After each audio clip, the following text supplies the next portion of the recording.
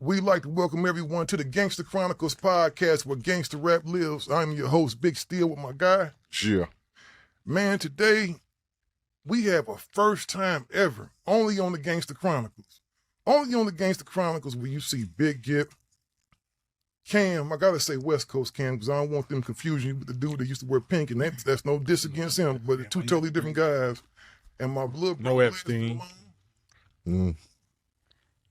And it's about to just get real in here today, man, because you know, Eiht, I'm going to talk about all that shit that you don't like to talk about. I ain't talking about shit. I'm just going to sit here and listen. So you just want to observe. You just I ain't talking about shit today. I'm explicit today.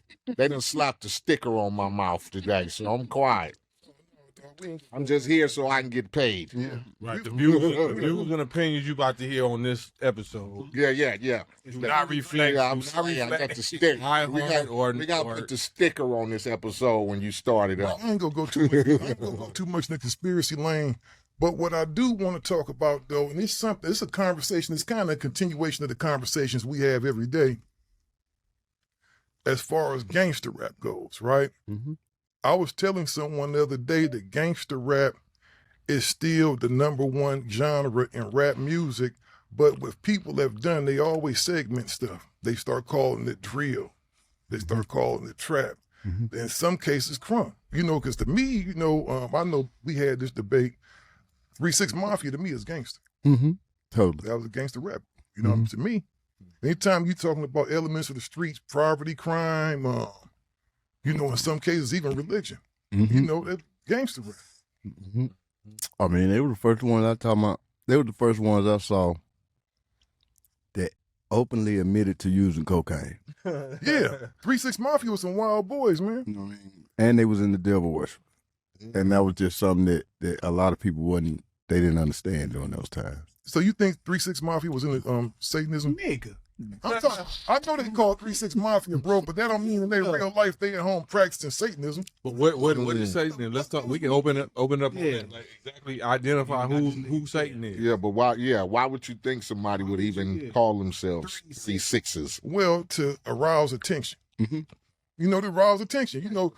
Because it's homies in the hood call themselves devil, little devil, OG devil, like they push that. Yeah, but I be thinking when niggas, I got a little devil. You know what I'm saying? Devil from the hood really is like from the hood and Elm Street. It's like the devil probably here go. It's like one of them niggas really from the set and from Elm at the same time. There's a family from Elm. Okay, sure. Right, so it's crazy, but like, but he's recognized over there. God's from the hood. Ain't no little Jesus is from the hood. Yeah. But you know what I be thinking? I think that be, all the same poverty ploy of making other people create fear and respect. Like I'll be so violent, nigga, I'm Satan. Because that's a good question, though, Kam. Not to cut you off, G. They know no God. Why? Because other communities outside of LA, they recognize with the God. Right. God MC, I'm the God. So and so is the God. Yeah. We never got on that. Why? Because we was the worst of the worst. Meaning, like once the rebellious slaves, because it's all come down to slavery. The most unruly and rebellious slaves got drove westward. You know what I'm saying? Mm-hmm. So like Gipp, like you got some Nat Turners, you got some people that stayed in the South.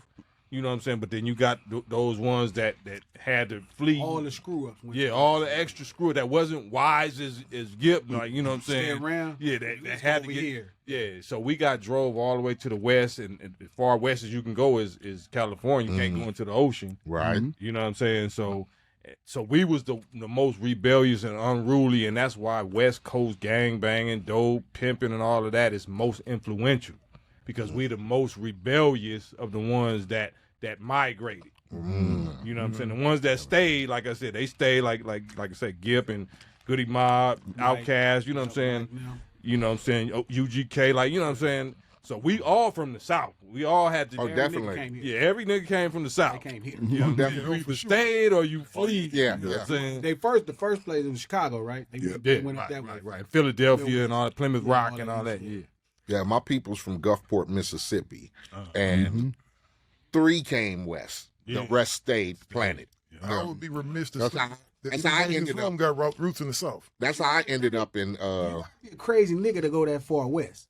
It's Yeah. a long way. Yeah, to that's go. a long And it was three. And it was three females that came. It wasn't no uncles or nothing. 3 females came west. My mom and my 2 aunties. No way. And they went to Banning High School. Yeah. You just stop nowhere. It's like, nah, we gonna go. Nah, they came all the way. Cold motherfucker to go that And I far. think that's because we already had family here. Like we had a couple of second, third cousins here. So when moms and them was like, man, I'm getting the fuck up out of Gulfport. You know, and it's probably because, you know, in that time, you know, the 40s, 50s, it was hell. Look at the lack of opportunity there probably was. So those places were extremely The racist. opportunity is to head up with the slave master. Like It's a if different kind of white person. Than you. Exactly. So it was understood like nigger and cracker, like, you know what I'm saying? And okay, we ain't gonna really mix. And I respect that to this day. Like that's why I respect Trump more than Biden and shit. Like tell me what it really is. I can understand that. Exactly. You know what I'm saying? Don't I don't act want to like mix they like with you. y'all, and y'all don't want to mix with. Okay, respect our territory. Act like they like you. Yeah. Like, I fuck with you. Yeah. Kick you. That's We can do business. the up north style. To how act like your friend. I ain't gonna lie. It's just because, like I said, it's crazy that we've never, as artists, were in the hood like, nigga, I'm gonna be God low, nigga. Or nigga, I'm young God, nigga.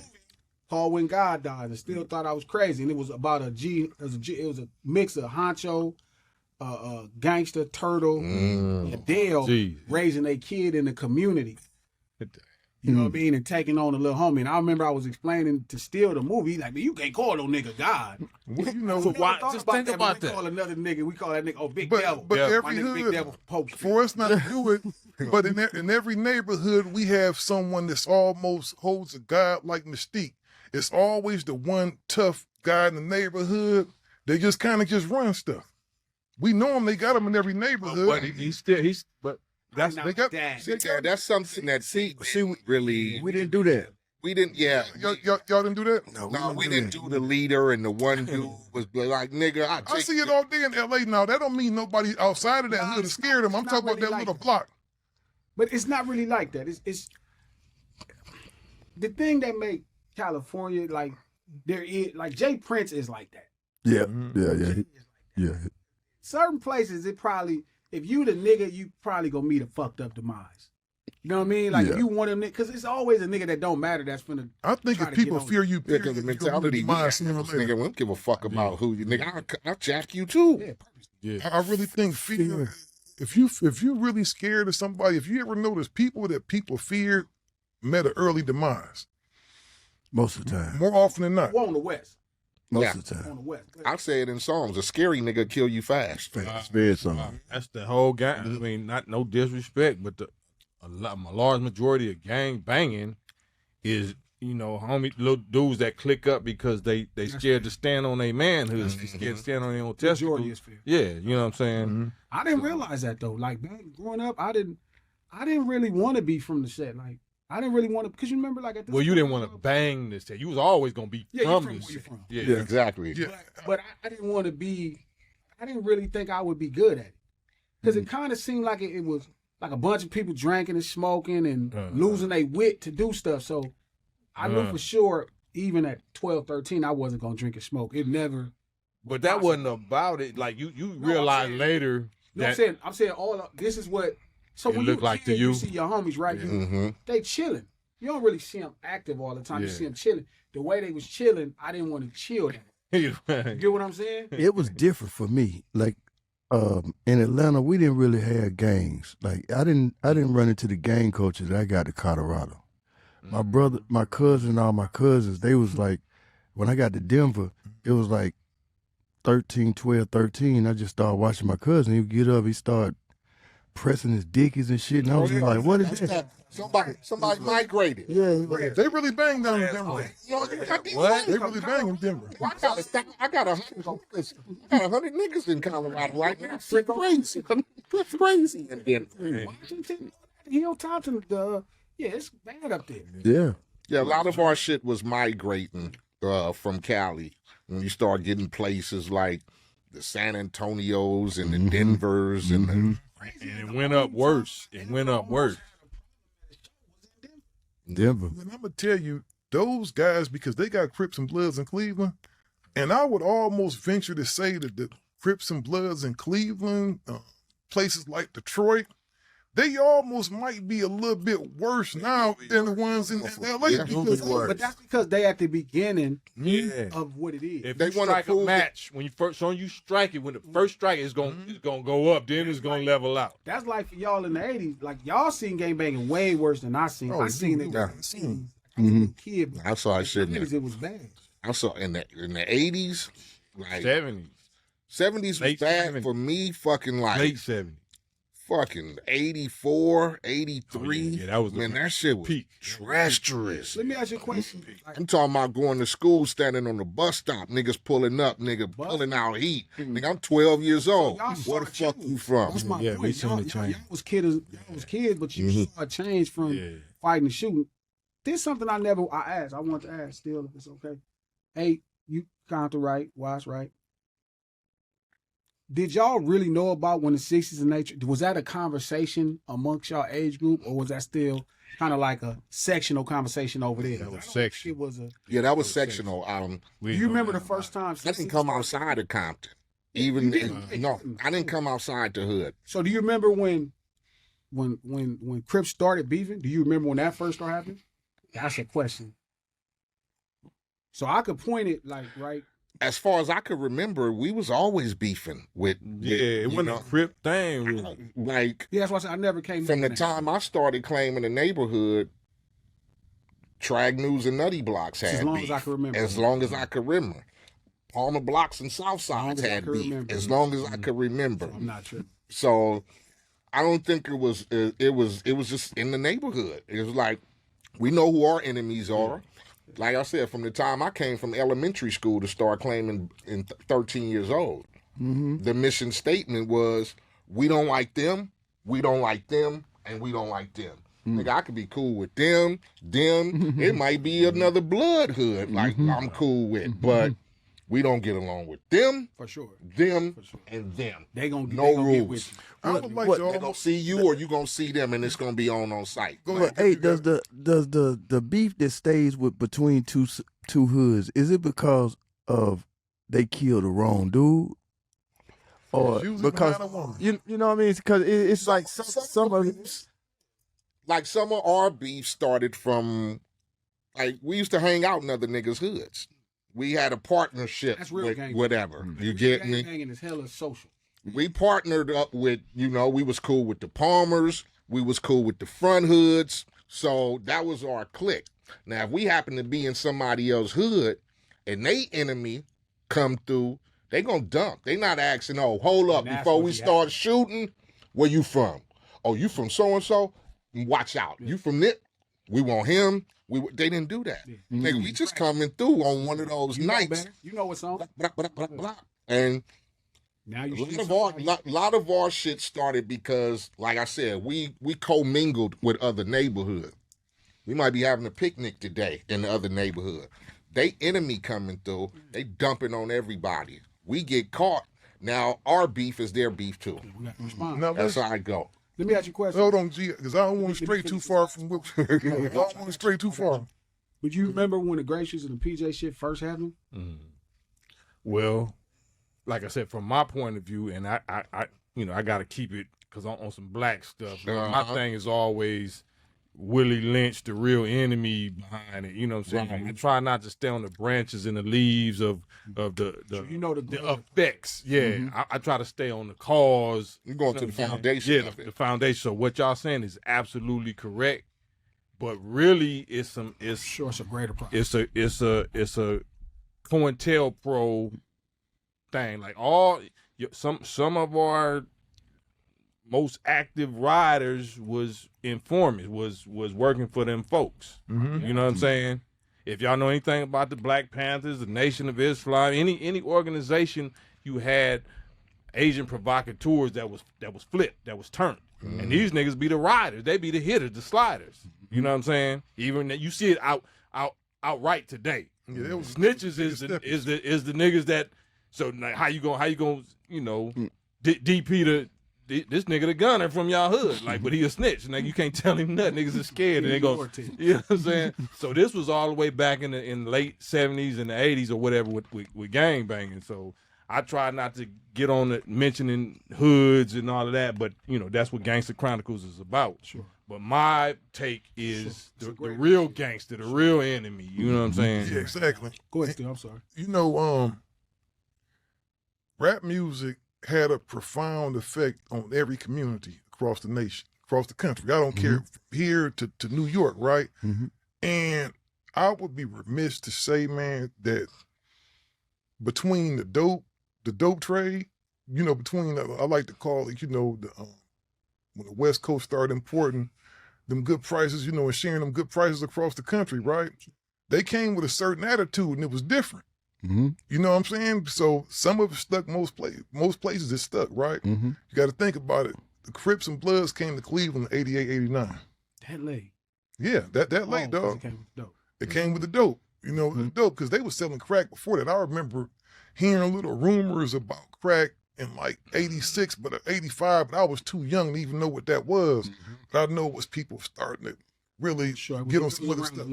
Yeah, and it wasn't around like it was. They wasn't full on hitting the pipe. It came in the form of a primo first. That's why it's almost like it was planted. The way they just... I think it's almost. But if you look back on it, it's like everybody started on it because my brother, thank God that he clean now and everything, but when he started, he was just a regular dude to smoke weed, right? They was partying. And one night they was sitting at a lake and it was the 4th of July. He said he never will forget it. He said that he felt like that's when his whole life changed. He said they were sitting there looking at fireworks, and he said his homeboy, somebody to trust, dude, said, man, try this. It's gonna make this feel better. He said when he hit that, man, with that primo, with them rocks in there, dog, he said it was like an explosion. He said, man, he said I had an orgasm in my brain. I said, what they say. It's great. I want to ask you a question, but let me say this. Plug can know, so my older homies told me, like, that it was just a thing and you just tried it, right? It was just like a thing. And he said he tried it, right? They tried the primo. He was like, man, it was too crazy. I ain't messing with this no more. But then certain people couldn't get away from it. They couldn't, because we all geared, man. An addict don't just become an addict, bro, when he tried a thing the first time. He's already an addict, but it hasn't been activated yet. This is a thought I was going to say to add to your point with Gangsta Rap. This is a good question for all of y'all. Do you remember the first time you heard about it in a rap song? Crack. Like, what was Toddy T. T and Spade for y'all. Yeah. Remember the first time you heard it? Man, I think it might have been, you know what? It was between Toddy T and KRS-One. The girlies are free, but the crack costs money. Wow. Oh, yeah. The first time you heard about it in a rap. I just thought that was powerful. You know what I mean? Like, damn. When you remember, you was like, damn, what the fuck are they talking? Probably Kilo. Yeah. Probably Kilo. Todd and Spade had all of us sold up with drug tales. Yeah, and we wasn't even calling it crack. That was the white man term for it. It was rocks. Yeah, it was rocks. Yeah, it was rocks. Yeah. It was rock. White people called it crack. Man, they always come up with these titles. It was rock. Like gangster rap, reality rap they turned to gangster said rap. it, then we just start saying the same thing they said. Yeah, because Todd and them wasn't saying crack. They were saying rock. Yeah. We knew that was like some corny, like They Crack was the white people. white people. rock man, and yeah. Why did white people call it crack? Because they heard a slang. They heard like Spade and Toddy T saying like crack was like a piece of, like you cracked a little piece off the rock. And then when they start calling it crack cocaine. Like, and then if you ever notice when they hitting it, you hear a little crackle like embers burning. You feel what I'm saying? Definitely sound like it be crackling. I don't know, because I That's ain't the never willow. been close where I was hearing it. Crack came from us saying crack me off a little piece of that rock, like crack a little, like you cracked the rock. Yeah, You know what I'm saying? the dope term was rock. Yeah, it was Yeah, rock. we were slanging rocks. I swear, we were slanging rocks. If you had a 50 piece, you had a boulder. You know what I mean? Did say boulder. We had a 50 piece. We had a double up. Yeah, that's Like what we called a double up. Spend 50, make you about 100 back. Yeah, we was doing that all day in the neighborhood. like if you was looking. Still, tell me them stories. So Yeah, the first record is the Chris record, Yeah. and that record is T and Spade. I know those. Yeah. Kilo, that record. That's crazy. So everybody got introduced to it through different records. Yeah. Everybody got introduced to Yeah, because we wasn't, the already knew about the cocaine was the white people thing. He wasn't You- getting out. yeah, we like, Let me tell you this, not to cut you off, but do you remember at one time snorting coke was some baller shit?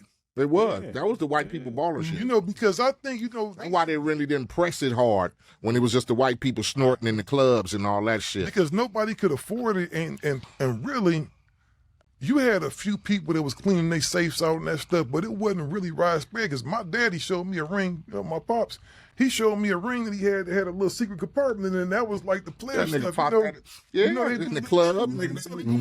Pop in I like think that. Big Dog. You know what I'm saying? Yeah, they were big dogs. You know, nigga they with the whoever little they ring bring- on, flip the cat. Yeah. Then you take the little, then you tell the little bra Yeah, here come on, and put it up to her nose and get her little hit. You know, and they Kiss the ring.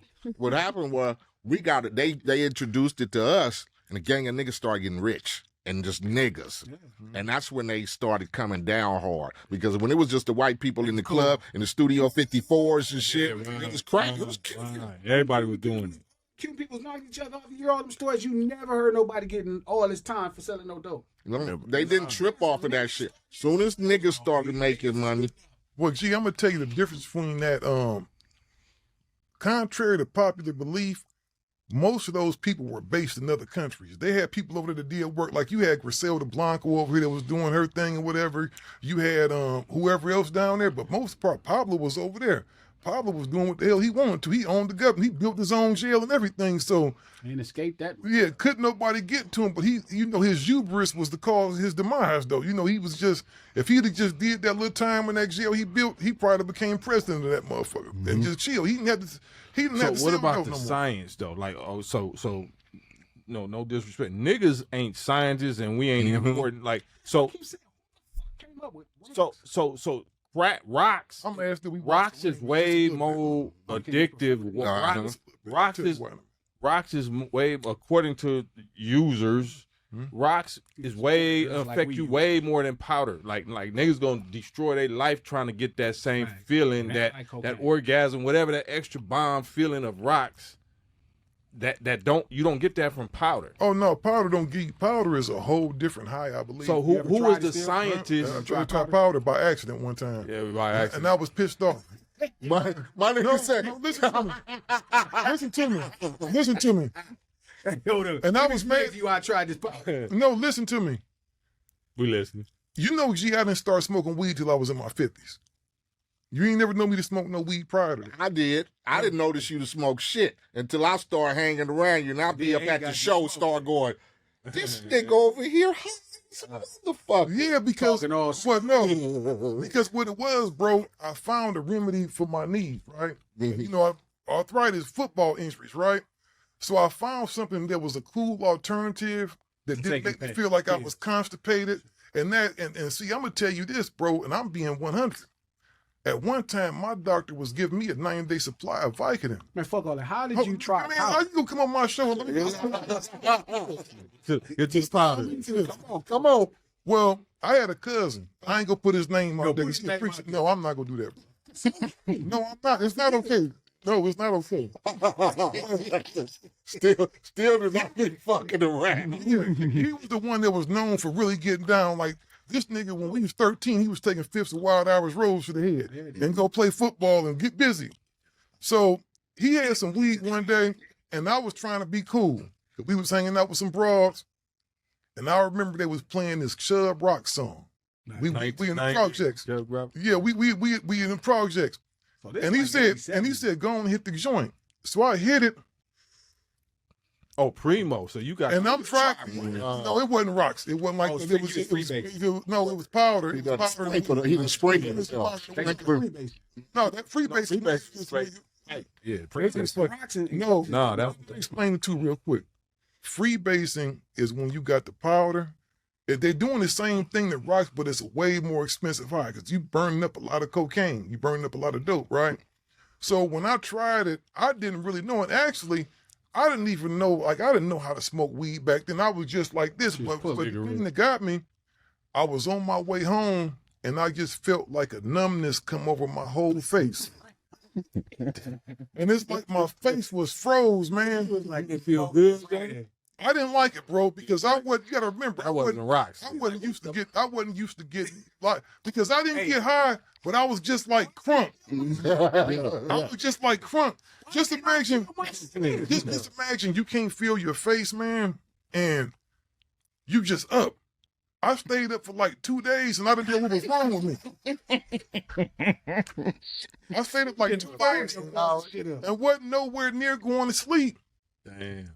And I asked him, I said, man, I don't want to smoke no more weed. He said, nigga, that was that powder.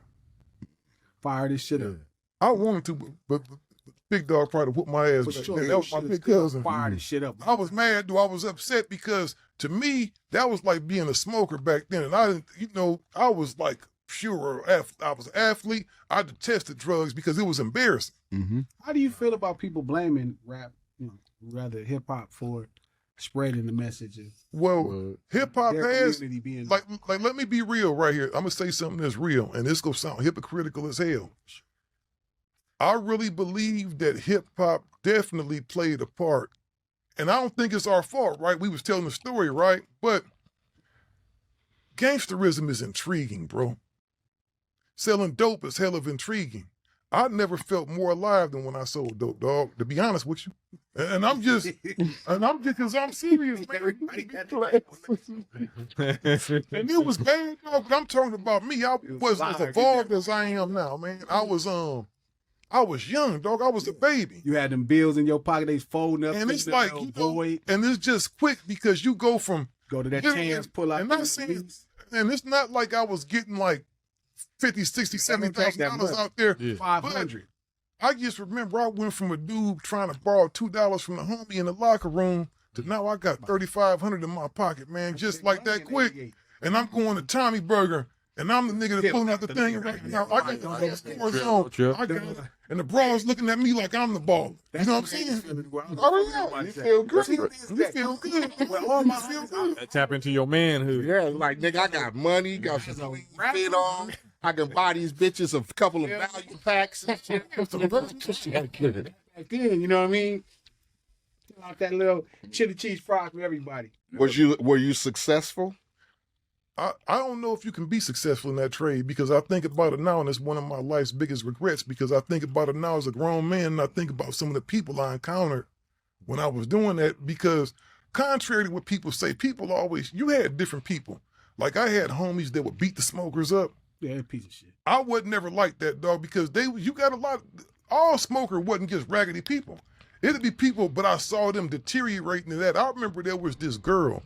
She used to just come, she was older than me, but she used to just come just on weekends only, like Friday, and she was like, hey, you got this? And she would get it. She would be with her little friends, and I saw her go. I saw her finally driving her car. That's when I knew she was gone. Nigga, great. Rent us some cluck cars. I don't give a damn. Nigga, come on. Bro, and she came. Dub, nigga, and drive the motherfucker till tomorrow. And she came one day, dog, and you know how the hair started getting tethered and stuff, and she got the little shake. And she was trying to keep her composure because we used to have conversations, and I said, you all right? She was like, that Menace Society burger. no, dog. Definitely asked. I'm trying to. But I want to go for it. Still saying she tried to. I ain't gonna lie. I feel contempt in my heart for her. Mm-hmm. And that's when I realized, man, I don't think I had the conscience to be I could have been because the thing is, you don't have to have no hella traits to be You a have to drug have dealer. no conscience. But you don't have to have a conscience, dog. It come with a thing. You have to be a heartless dude because I would see homies, man. I'm gonna tell you, dog. I've seen some dudes do some cold shit, dog. No, listen. Before I get to that, did you ever make a rap about selling dope? Oh, yeah. You did? What was your best rap about selling dope? Hmm? What was your best rap about selling dope that you remember? Shit, man, there was so many of them. Shit, Oh, you know, he still saying I do a few dope man rap. I was the first Young Easy. Leaving. No. See, I was more of the reality of it, dog. I wasn't like no nigga. Because see, every rapper you hear, everybody wasn't selling no 40 keys, dog. I never made it past a motherfucking zone, Harley. You know what I'm saying? Because you was one of those. You was just. Getting that money. I'm just a normal functional drug dealer. I just need to get what I need to get for the day and whatever. Yeah. And I don't even know if I had no interest because you got to think about it. I was a dude that was just supplementing my income because I wasn't out there to be doing that shit. I was out there just caught up in the wrong shit. Get you some. You feel what I'm saying? Because you get some money. You want to get some money. And my stuff was survival. I didn't come from a background where other niggas in the apartment had parents sending them $1,000 a month or whatever. Man, I was lucky if I got $50 through Western Union. You know what I mean? My people just didn't have it, so I didn't even ask. I just knew. I said, I'm going to thug it out here and eat these ramen noodles. And homies, because I'm going to tell you, my first hustle was weed. I would get red hair cess for $40 an ounce. Mm-hmm. $40 an ounce. I would bag that shit up, dog, and I'm going to tell you, ain't nothing like that Reggie, dog, because it was an apartment full of Long Beach. We was getting it for $25, man. And they would come over. They treat still like out of town, nigga. Still, I got this deal for you for the phone. When I was making money, but then what happened with that, I had roommates that smoked weed. So they started stealing my shit. And so I was whooping them niggas' ass every day. And then that money is a little bit slower because, yeah, I'm going to make a couple $100 on the weekend, but you got to think about it. It was dudes on the team that drove, I'm talking about, kitted out. What was them trucks they used to, El Caminos? Mm-hmm. They had El Camino, Samurai Suzukis with the beat. Yeah. I started looking at that. I said, man, I had to sell a whole lot of good. I'm out here looking at I had to sell a whole bunch of red hair sets, dog, something like that. And then your boy found me. You ain't gonna throw your cousin under the bus. You gonna play the G homie. For name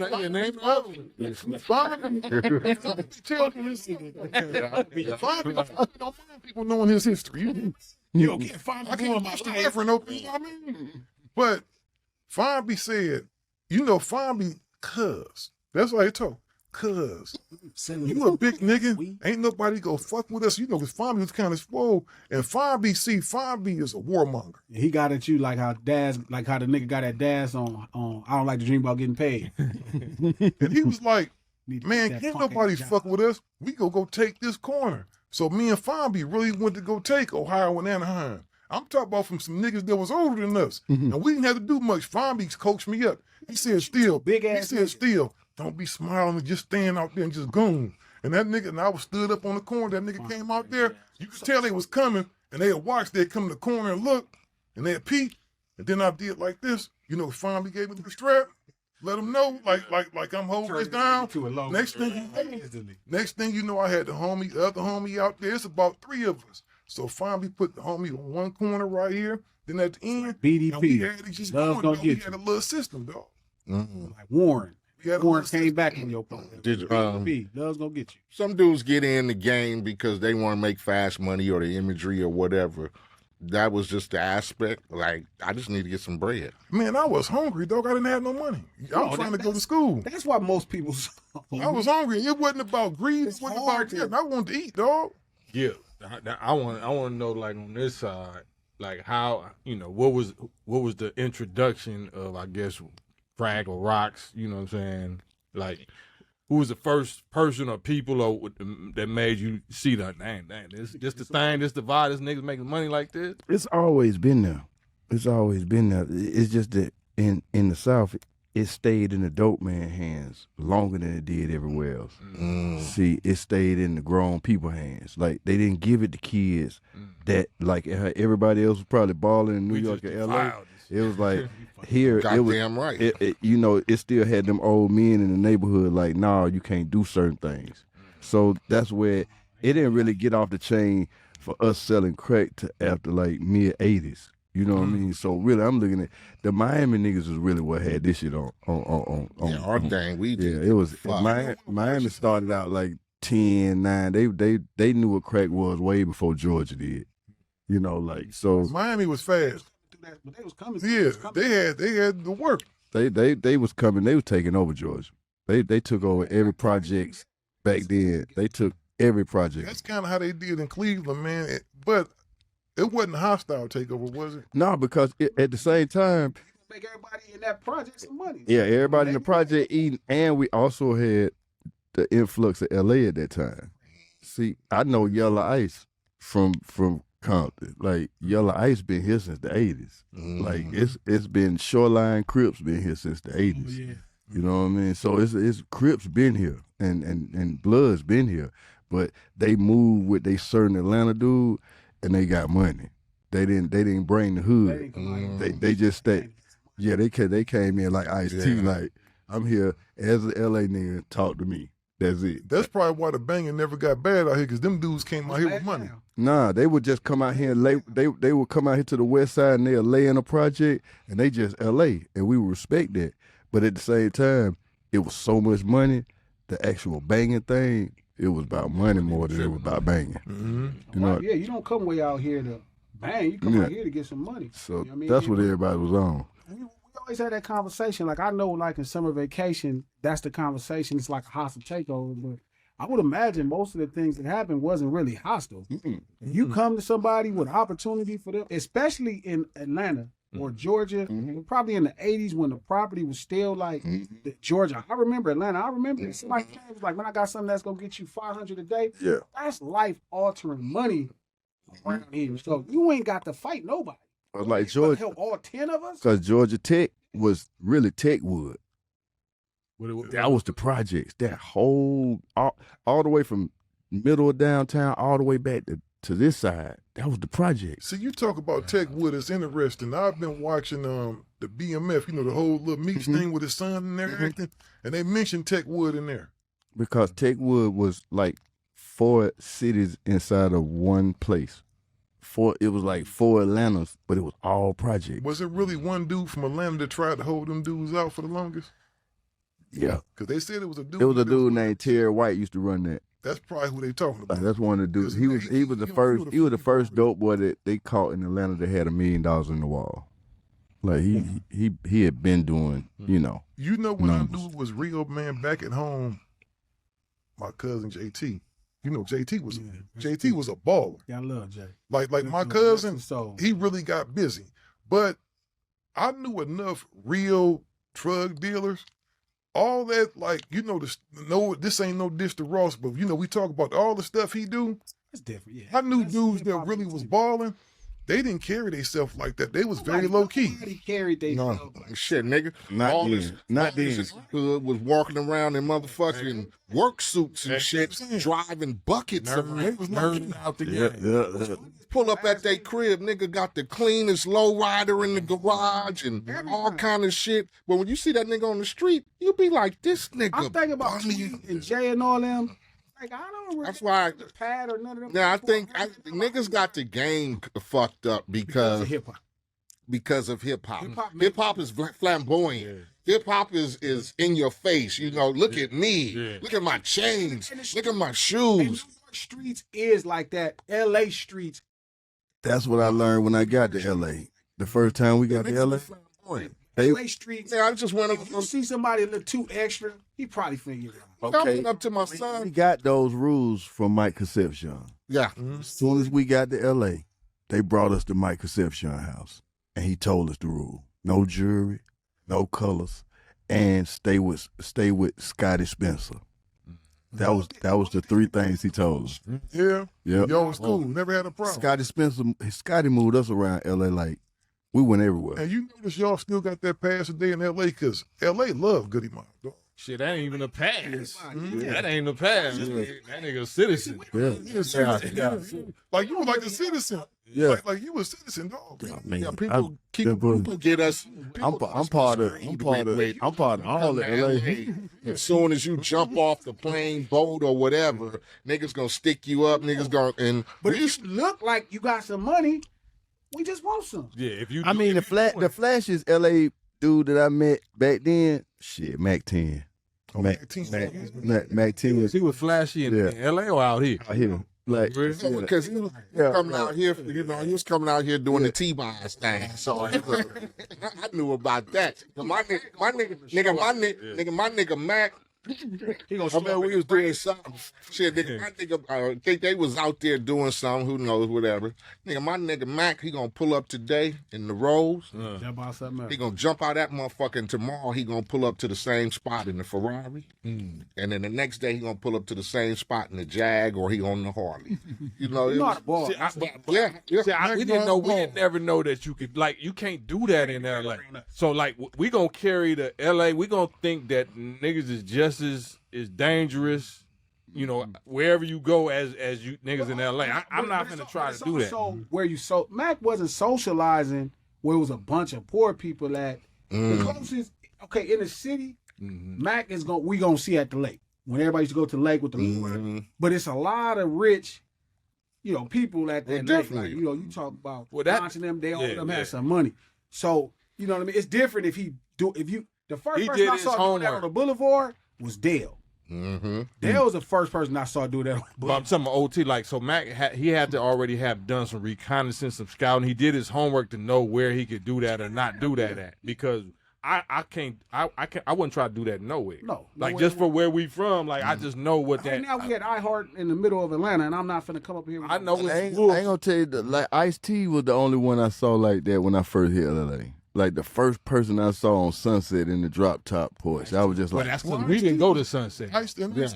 He One of the also first knew- in Hollywood. Ice was the first one to tell you he knew where to do everything. But that's what I'm saying. I'm trying to let y'all know, not where we at. just this Gangster Chronicles. Not that it's gang banging, but it's Sure. we just knew, we Eiht said, niggas doesn't leave their neighborhood, their whole life, their whole world. Niggas wouldn't even go to the beach. The beach is 8 minutes away. Yeah. From anywhere you Y'all be going to the beach. Nah, you don't know what to do. That's where them Niggas be shorelines of the insanes at. Saying knew where you was going, and you ain't going over there. That's Yeah. niggas over there. Exactly. point. yeah, so as far as having money and all that and flexing and flossing, that's you teasing niggas, you teasing wolves and shit. But you do it the way we do it, and then the place you do that is on the boulevard. Yeah, where everybody is doing it. Well, that's Yeah, the place. yeah. where you are. I got those rules from niggas before me. It's like we're not flossy. Nah. We're not flossy. We don't talk. We're quiet. We don't like to be exposed. When I'm in the business of trying to make money illegally, everything was quiet on the Everything set. quiet. Do you Y'all think want as much quiet as it's possible. Do you think, and this is a question because I always ask Steele this, do you think that mentality kind of made it a much more challenge for you and Cam, in the business because you Absolutely. if you look at our because I had the same problem y'all have, right? Everybody I knew I knew about 3 or 4 people with $1 million personally, but none of them wore jewelry, none of them wore nothing. They just had the money. They had some cars. They was gonna have Big Homie gonna have the Rag 61, got that. He got the cabriolet cut. We had it, Right. And I helped some of them count them. Plug had the tray. Yeah. You know what I mean? He had the bourbon that was a little too new to me. Why is you in this? This is kind of new. You know what I mean? So the guys I knew that had the money, but do you think it made it more of a challenge coming into hip hop because hip hop is built on that New York premise of flossiness? So that's it. Exactly what Ace said. West Coast dudes, even with scrapping or beefing or whatever, we're not gonna talk about it. We're not gonna tell you about it. But hip hop, especially East Coast bass, is talk. Sure, Everything is the gift of gab, and I'm gonna pop it. I'm popping my verbals. LA niggas is the opposite of that. We're gonna do it. He got They it. get mad. Nigga, don't say. You know what I'm saying? Yeah. It's finna surprise, nigga. I did an interview and they was asking, they was like, Glasses, so they was asking me about Dot, right? They know Dot, my homeboy. They like, yeah, G, if he got you in there, I said, well, I'm gonna diss a nigga and get his house shot up. And they was like, well, you don't just keep it hip hop. Well, that is hip hop here. Yeah, here. You know what I mean? If you said disrespectful things about my mother, we supposed to pull up. I don't know any other way this is supposed to happen. Yeah. So all that. Let me say something, Steele. I think that mentality really hurt LA hip hop. Well, for business, Sure. business Because it it made do. people scared to invest. I get But that. but When Pac died, that was the worst thing in the world. Biggie and Pac, that was the worst thing in the world to happen to hip, West Coast hip yeah, definitely. West Coast hip hop. To It was West great Coast. for the South. Yeah. Because they was like, we got to go find somebody else. These niggas is tripping. And it was great for the what I call the sing-songy era. It brought in that era to where they were frightened to deal with LA niggas because we already had the bad reputation from the gate. Gangbangers. You get me?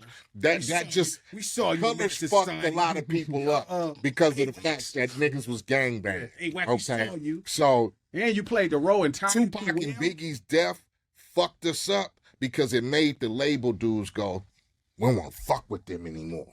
Yeah. Right? Yeah. But then it introduced that era, you know.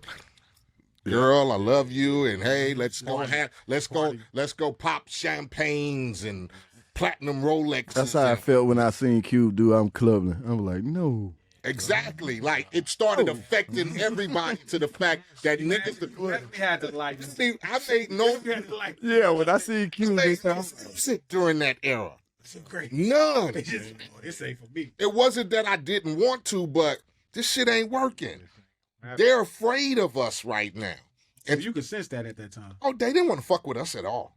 After that shit, the labels did not want to fuck with us at all. Yeah. Any nigga who portrayed themselves coming from Cali on some neighborhood shit, nigga, they started killing everything. Death Row, gone. Ruthless couldn't get shit.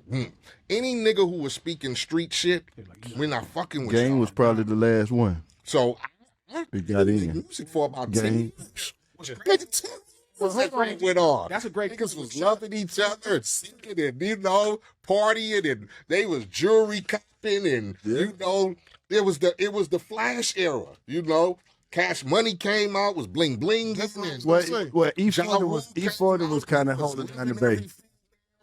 I hated that era, man. The bass kind of got thing on I swear to God, I hated that era. I hated that era, man. I'm like, what is all this shit? What happened? Niggas is courting females. And I mean, I told Nelly that. I said, bro, do you understand that when I used to come to LA, you stayed by the airport or you stayed in South Central? Y'all the first crew of rappers that stayed in Beverly Hills. Like, before Death Row, like, you know, everybody used to be at the Lamontros, but that's as far as we went. You know what I mean? But when they started going to the Beverly Hills Hotel and all that other stuff, it was like, I never been there. I ain't never passed that motherfucker. Fucking with them, bro. He's like, hey, come up to the hotel. I'm like, where? He's like, baby. I'm like, where? That's out of town. Nigga, that's out of town. You know, like, you only come there. Like, hey, I don't cross fucking the one team. What you talking about? He be like, Glass, come up there. I'm like, you got to send a plane. He's like, Glass, it ain't that far. Send me the location, nigga. I don't know where that Plane or a helicopter. Yeah, as a young nigga, I didn't go nowhere, Let me man. ask you this question for Gipp and Cam. We getting older, right? You know, as long as you live, you get older. This generation of kids really scare me because I be studying music. I make it my business to know who everybody is and, you know, study what they talking about. There seems to be, and I think this all started with Wayne, you know, with the whole lean movement. Even back further before, man, let me finish my things. I'm going somewhere. And, you know, and he picked it up, you know, from them boys in Texas, right? So there's a massive opiate epidemic right now in hip hop, dog. And nobody is paying attention to it. I wouldn't say nobody. But listen to me. I'm listening to what these kids is doing, and I counted the references. You know, remember I was listening to that Detroit stuff. You was like, all the music is like boom, boom, boom, boom, boom, boom. Everything is murder. It's like, you know, don't get me wrong, we talked about killing up some shit. You know, I'm talking about the evil, you know, so, you know that, but you can tell it was more just in a boastful way, right? Like we talking about we holding some shit down. These kids right here, man, it's a sense of authenticity, dog, to where it's like, I believe these little niggas is doing. And then you see the stuff that happened with, like, the little kid King Von down here. But that wasn't really. Hold on, I would just say this. I would just say that a lot of them are killers. A lot of them are killers. Like, play with them if you want to. They are killers. You know what I mean? That's what you had to have on the street here. You know what I mean? And the labels start paying for that. Say that again. That's Say one more time. Say that again. The labels just start paying for that. You know what I mean? Once they understood that kids reacted to that, then that's what they start paying for. Because when you got to understand, like, Kodak Black is a pop star. That's a gangster rapper. So is it because he wanted to be that, or they started giving him records? It might not be the records he making, but they started giving him the records. Exactly. See, that's the only thing that makes us different than all the other people that was probably more successful than us. We never accepted them people records and their ideas. That's why I think we lived in the greatest era. We did it all our own. You know what I mean? And I think most of these kids now, they manufactured. At least five of those records are manufactured. And if the fix in, then shit, the money play in. So it don't matter about the rest of the stuff you talking about. And there's no silence, and there's no element of silence to it. And it makes me think, like I go back to the 60s when I think about that, right? I say, damn, we in the 60s all over again with the heroin epidemic. Because I remember growing up in Cleveland. I can remember back to when I was 7 years old. I would walk to the back of our building, and it was all needles on the ground, a bunch of needles. And my mama whooped my ass one day because I went outside with no shoes on, and she saw me, and it was like a panic. She had them sandals on, them and whooped my ass because, you know, Step on the it needle. was heroin. You know, heroin. It was needles all up and down the street, needles all in the gutter and everything else. And I see that right now, man, and I think about, like, how addictive that stuff is, and it's almost impossible to get off of it. Once this really got you, bro, it's hard. No, that's what I want to hear. Have you on that, bro, it's like they keep reintroducing the same drugs to us all over again in our community, but it's always in a different form. And now they dress it up to where it's fashionable. Because I remember when UGK and the cats in Texas was doing it, it was cool. But when Lil Wayne became a pop star, I told Glasses this. I noticed an increase in the niggas that had dreads in their head, the niggas walking down the street with styrofoam cups. Even if they didn't know what the hell he had in there, niggas had Hennessy and everything else in there. But it became almost like a culture within itself. It's like a drug culture now. Like I heard a dude niggas. The biggest drug culture is Dr. Fauci and them, the FDA. You know what I'm saying? We just talk about this. You worry about my profanity. Right. We about to say We need to have this conversation. you want to hear him. Oh, you want to hear my Say take? shit in your asshole, but you You know, we get canceled around this motherfucker. shit So in the asshole. Well, the Fauci situation right now just should let everybody know that the drug game is the biggest game in America. $1 trillion.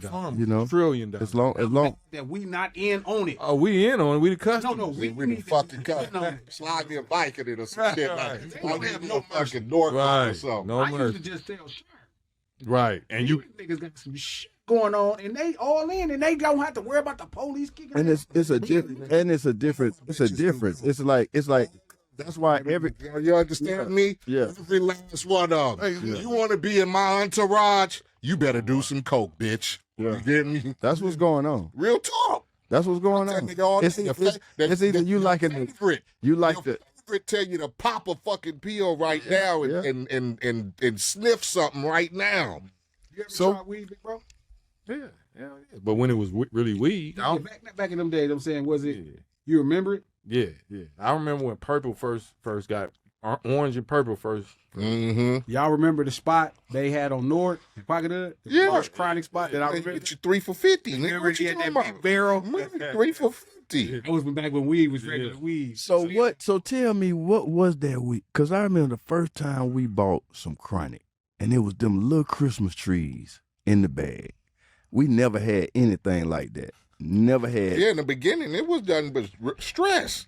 You might have your little endo, maybe some We're tie. the only ones that really. Pocket Hoods had the endo. They had endo too. The homie on 96 in Normandy, male. Ooh, that's a long drive. Man, come on. Man, don't fuck around, man. 96 in Normandy, nigga. I was, man, I didn't give a fuck, nigga. The 8 don't like stuff like this, but I think we should at least touch on it because it's news and it's crazy. What's that? This whole thing that just happened in Dubai, dog, that was crazy.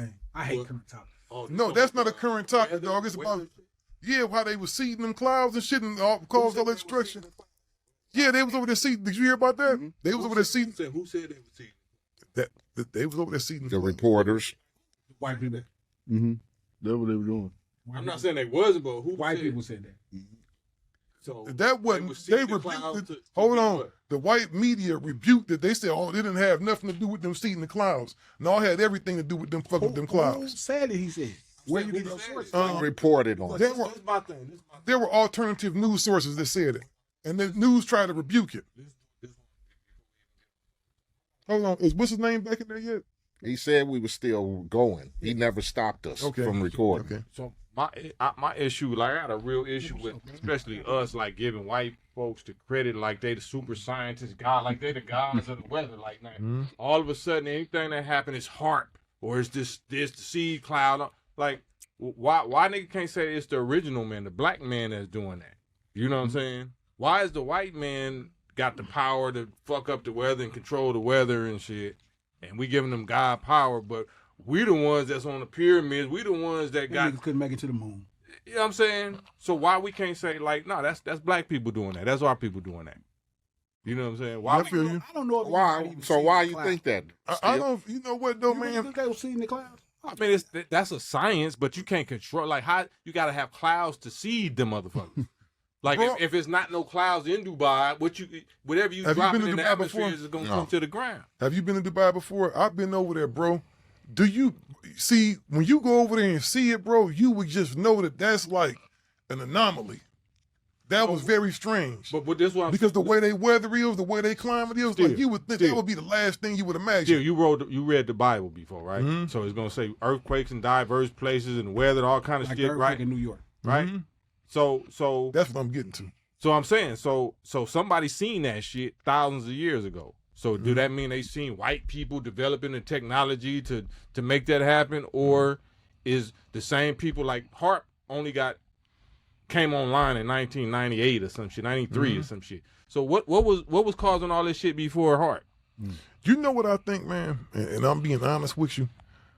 I think that we get access to certain technology that we steal, and we try. We Not white we. folks. The them other people. I'm trying. Yeah. Always. boss. Yeah, you got hey, y'all watch out, man. I'm always I'm always sitting there, you know. All American steel. But you know, because I'm talking about it, right? I think they messing with stuff they have no clue on. You feel what I'm saying? It's like a little 4-year-old coming in there finding your EVO3, and now he got it, and then everybody in the room gonna get killed because as soon as he pull that thing and get the and everybody's gonna be dead. You know what I'm To saying? me, I have zero faith in it. I ain't gonna even lie. I'm probably the greatest cynic in the world. I don't think they went to the moon yet because they would have went back. I've been watching that the boy, the white man from South Africa. All that money, he ain't got to the moon still. Mm-hmm.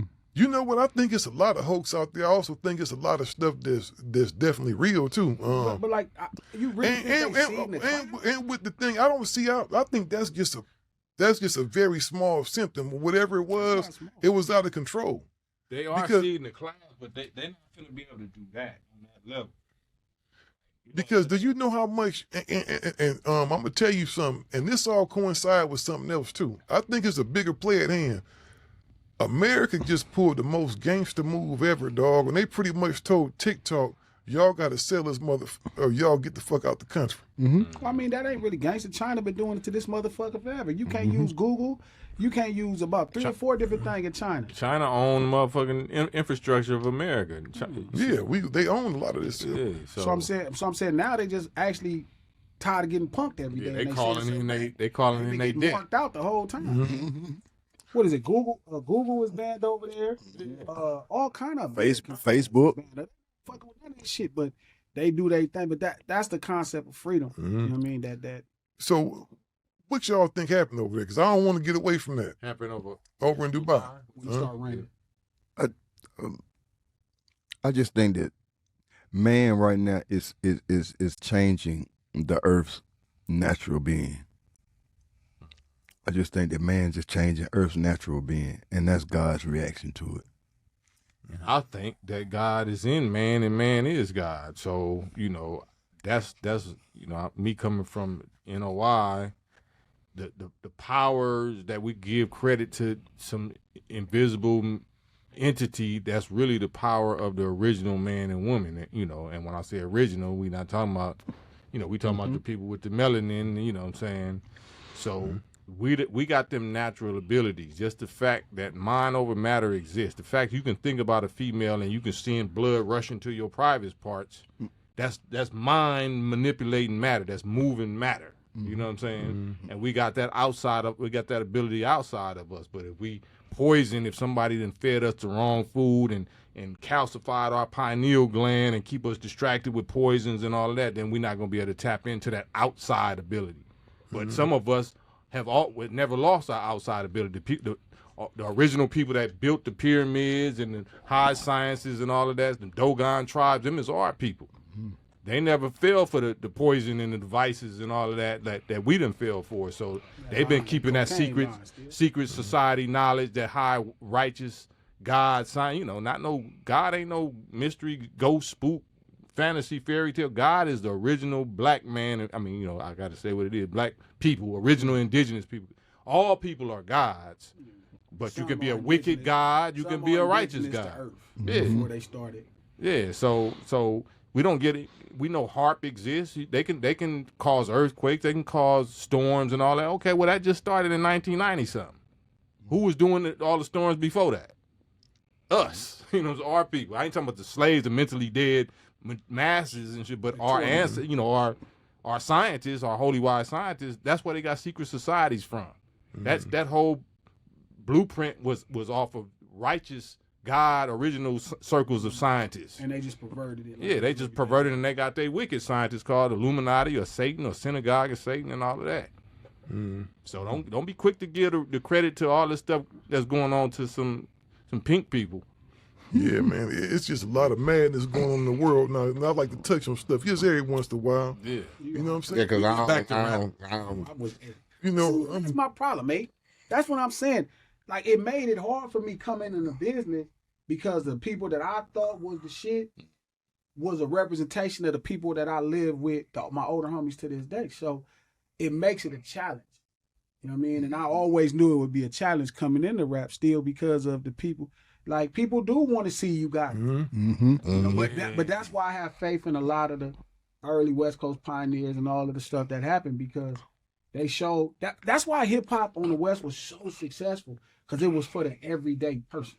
And it represented the rebellion against the mainstream machine, like the MTVs or whatever music and whatever entertainment was. West Coast rap, gangster rap, represented the rebellion against. Exactly. Because they hated us. And West Coast They rap, didn't want to play us. They didn't want to play West Coast rap. They didn't want to play our songs. They really hated West Coast music. And we was making a gang of, you know, we was trying to stabilize ourselves off that shit. You get me? I started rapping because I wanted to get up out the hood. I wanted to get up out of poverty. You get me? Straight up. Did you think you could make money back then? Did you see it like that? I didn't make money. I didn't make money off of rap. No, I'm saying when you first started rapping, I can't believe y'all really saw it as an economic ploy. Because who was rich from rapping? Maybe the closest person would have been Easy. I never. Like, who was rich? Think about when you. Ice-T is the only person. Closest thing, and you had. I'm sure I heard stories about him. If I heard stories, for sure y'all heard stories. Yeah, Ice-T and then Tone Loc. Like, shouts out to Tone Loc. Tone Loc was the one that kind of like I seen on MTV and stuff like that. But on some hood level, like Eiht said, we wasn't doing it for money. We was doing it for females. Like, like if you know, females is liking your shit. You know what I'm saying? Yeah. So we was riding around like his first album with One Time Gaffing Them Up and Late Night Hype and all that. Like, that was a hood East Side nigga classic. I don't know whether he made no money off of it. Honestly, I started rapping because I looked at it as a way to keep me out of jail or not getting killed, because we were seriously in the neighborhood. I didn't know if I was gonna make no money off of this shit because I didn't know shit off of it. I didn't know shit about it. I didn't know shit about technicals and fucking royalties and publishing and all that. Nigga, all I wanted to do was put a record out and let niggas know about content. So was you staying out of jail by doing shows? Like, how was you getting money? How did you see it? No, not that. What? How did you? Because that's what I'm trying to figure out. Y'all didn't grow. The closest person that would have had to have some money that y'all could have saw would have been probably like Ice-T. You know what I mean? Or Easy.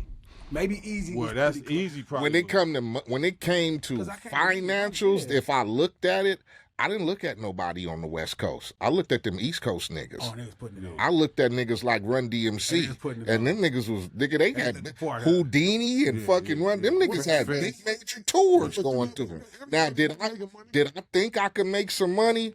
I don't know, but my quest to really become Compton's Most Wanted was to let people know about what's going on over here. You get me? Over there, they fun with it. Nigga, we got shot at last night. Nigga, last night, 3 of us went to the holding tank. What irritates me is they act like they didn't get shot at. Who? Right. That's the tricky on the East Coast. Yeah, I think they You know what I'm saying? I think they They were doing figured out a violence. form. It was something about them figuring out the formula to. We're not gonna talk about that shit. But that's what it was. It was more G-rated radio, FCC. Like you wasn't saying certain stuff. You wasn't saying like West Coast broke that mold. Right. We was talking Because they was about. getting, and my point was, they was getting shot at too. Yeah, they probably They were. just knew they couldn't talk They about it. didn't talk Yeah, about it. they And then like y'all you decided, get me. well, You the- you listen to Run DMC and you heard My Adidas. Right. You listen to LL and you heard I Need Love on my radio. You listen to Houdini, you heard 5 Minutes of Funk and Friends. You get me? It was all fun and games. It wasn't fun and games. Even though, yeah, niggas rapping and whoop-de-whoop.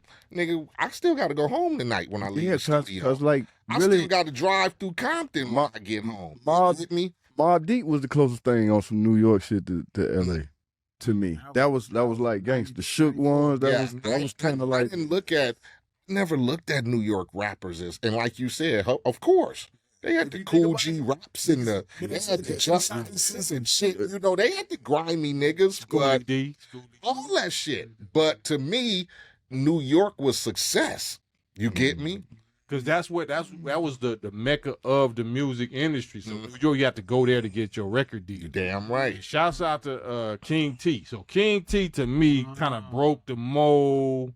Like Ice-T did it in a certain way, but then King T brought it to the King T kept it home. Yeah, he kept it home because he know how to speak that lingo. He sounded like He put a lot of people on too. Yeah. So shouts out King T. He the one, you know, for me on some street grimy shit. It was Toddy T, Mixmaster Spade, Mixmaster Ken, DJ Star. It was all the Yeah, all that little Mixmasters. crew, Like the that. Rick Mixmaster. This is a real question. This gonna sound crazy, but this is a real question. Still, you can get in on this. No, Oh, actually, you wasn't in LA when? at this time. This is early '80s. How did y'all feel about the rappers rap disco company? Right, that's Blood, Cuz, Gang Banging. What's the brother's name?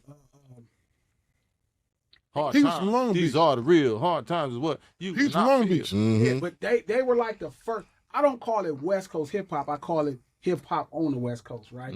That's the song "Bad Times." Bad time. That was what's crazy is the boys from Minneapolis. That was one of their first productions. Jimmy Jam and Terry Lewis. They did Bad Times. Oh, they did that. Didn't Cletus Anderson release that record? Bad times done. They What's released my feel? that record. Disco company. I remember that. Making all the answers to the East Coast record. So when they had Rappers Delight, they came out with that song. It was a song where they was rapping over the disco sample. And Bad Times was a response to the message. It was kind of their version of the message. Right. They was talking about gang banging in L.A. Let me land on something real quick, G. Like Dream Team too. Calvin Anderson. You know VIP Records, of course, don't you, Big Gipp? Yes, went there. VIP Records, Calvin is, not Calvin, Cletus is Calvin's big brother, and the rapper Absol's grandfather. You know, like record retail royalty, pretty much in LA, they had stores everywhere at the time when black retail was really cracking across the country. You know, he released a lot of those records. I just found that out. I was talking to Calvin maybe a month ago, and they was releasing a lot of those records. This is it right here. Don't play it on the show. This is it right here. I just told him I was Captain so Rap. he gonna do it. Captain Rap. Captain Yeah, Rap. Captain I Rap. just needed to hear it. So hard headed. You need to hear the visualize. Remember who it is. It was Captain Rap. It was what's the dude Snoop got that line from? Blood, Cuz, Gang Bang. Dope Flame. What's his name? You know what I'm talking about. See, Off the radioactivity. radioactivity. No, There you go. I don't know.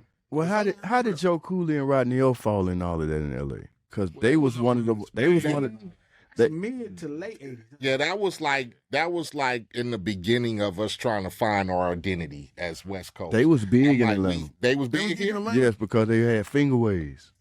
Which makes sense. Yeah. You Metro Future Yeah. Hendrix song. Yeah, but they had finger waves. Yeah, and well, instantly they were Joe like, Cooley came in that. oh, they era, messed with him.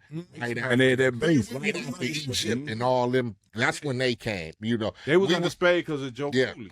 Yeah, we were trying to me, I think we were trying to change our identity as far as music is concerned. We had Wrecking Crew, like you said, we had LA Dream Team, we had Egypt, and then Unknown had Techno Hop. A lot of our music wasn't, West Coast shit. You had to kinda figure it wasn't even East Coast. You get Well, me? because the Egyptian Lover record, that's To me, that was like the hardest record to me. And my beat goes boom. My beat goes boom. And it's like that was I'm gonna tell you a record that influenced the East, South, and West Coast. Everything early on was a derivative of Planet Rock. well, I think Egyptian Lover for sure is Planet Rock. That's for sure. You know, kind of like that whole thing, that whole vibe. Planet Rock.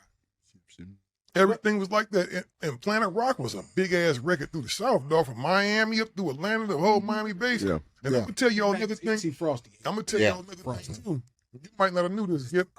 You knew what they call Miami bass now. Magic Mike.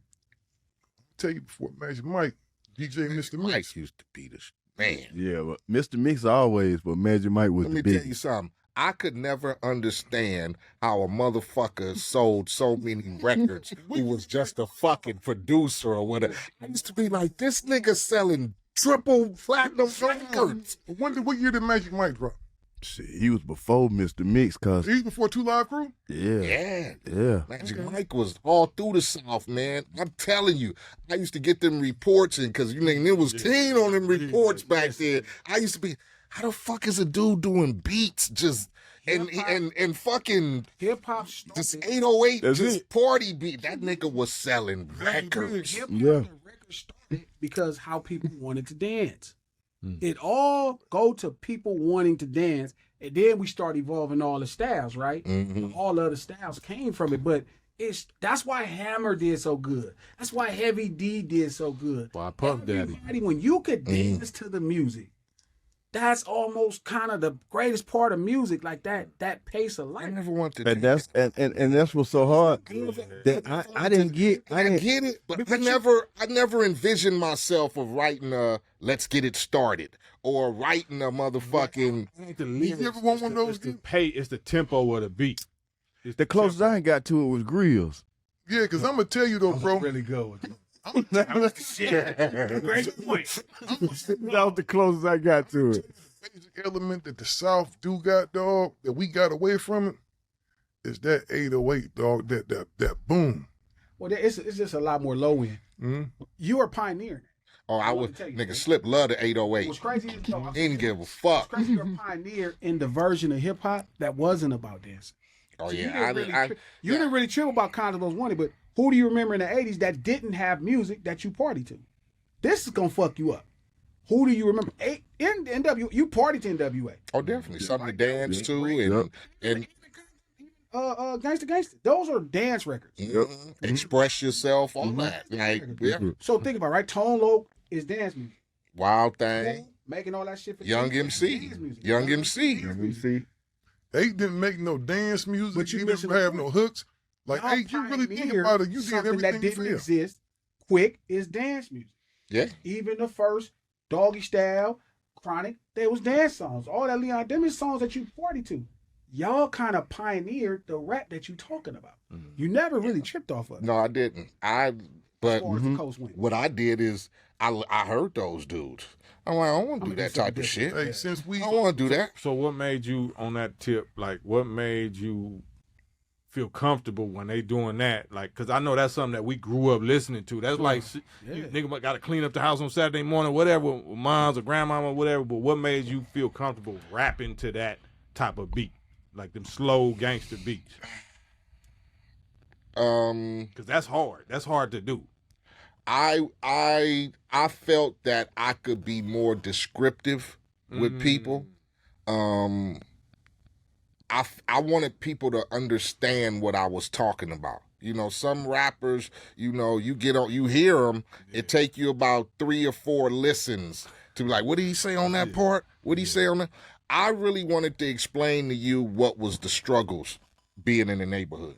So I would only pick sinister type slow beats because I was like, I could explain myself and it could hit home to you. You can explain the play. So I think more is like how you naturally speak. Like on West Coast, we speak slow. You know what I'm saying? Sure. So he gonna pick a tempo and a vibe, like you say, sinister, dark, whatever. But it's gonna be a tempo where I can naturally speak my natural cadence. Like I'm not trying to talk fast, right. You know what I'm saying? I'm talking about this how Eiht really talk, this how Chill really talks. You know what I'm saying? Let the beat breathe. I patterned myself for niggas like us. I didn't really look for like, I need that song to where I'm gonna give me a couple of bitches freaking in the club, or I need to get that radio hit. So I never thought like that, man. Did y'all Gipp, ever? let me ask you this. Cause we is in Atlanta, dog. I want to get some Atlanta in too. It's all Atlanta. We know we in the A right now. Yeah. We in the A. Hey, To cut you off, bro. I'm sorry. Still is a day. Oh, cool. I want to get this in, bro. On the opposite end, everything down this way is driven by the club, or is it still that way? The car, and the club. it's gonna always be the strip club.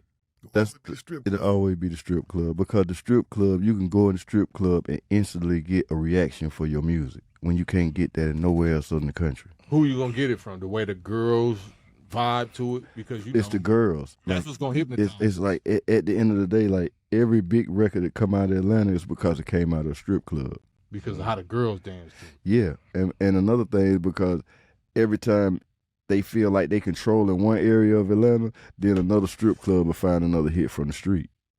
So that's why I say as long as Atlanta got strip clubs, they'll never be able to stop the music that we create here. Because you don't even have to come in there. And that's why the South, like, I think that's an advantage, because we used to have a cold club scene in L.A. We had a great party scene. Not We the had- strip club scene. But we No, strip- our So that's why I was our strip club. First person to take me to the first person to take me to a strip club Great.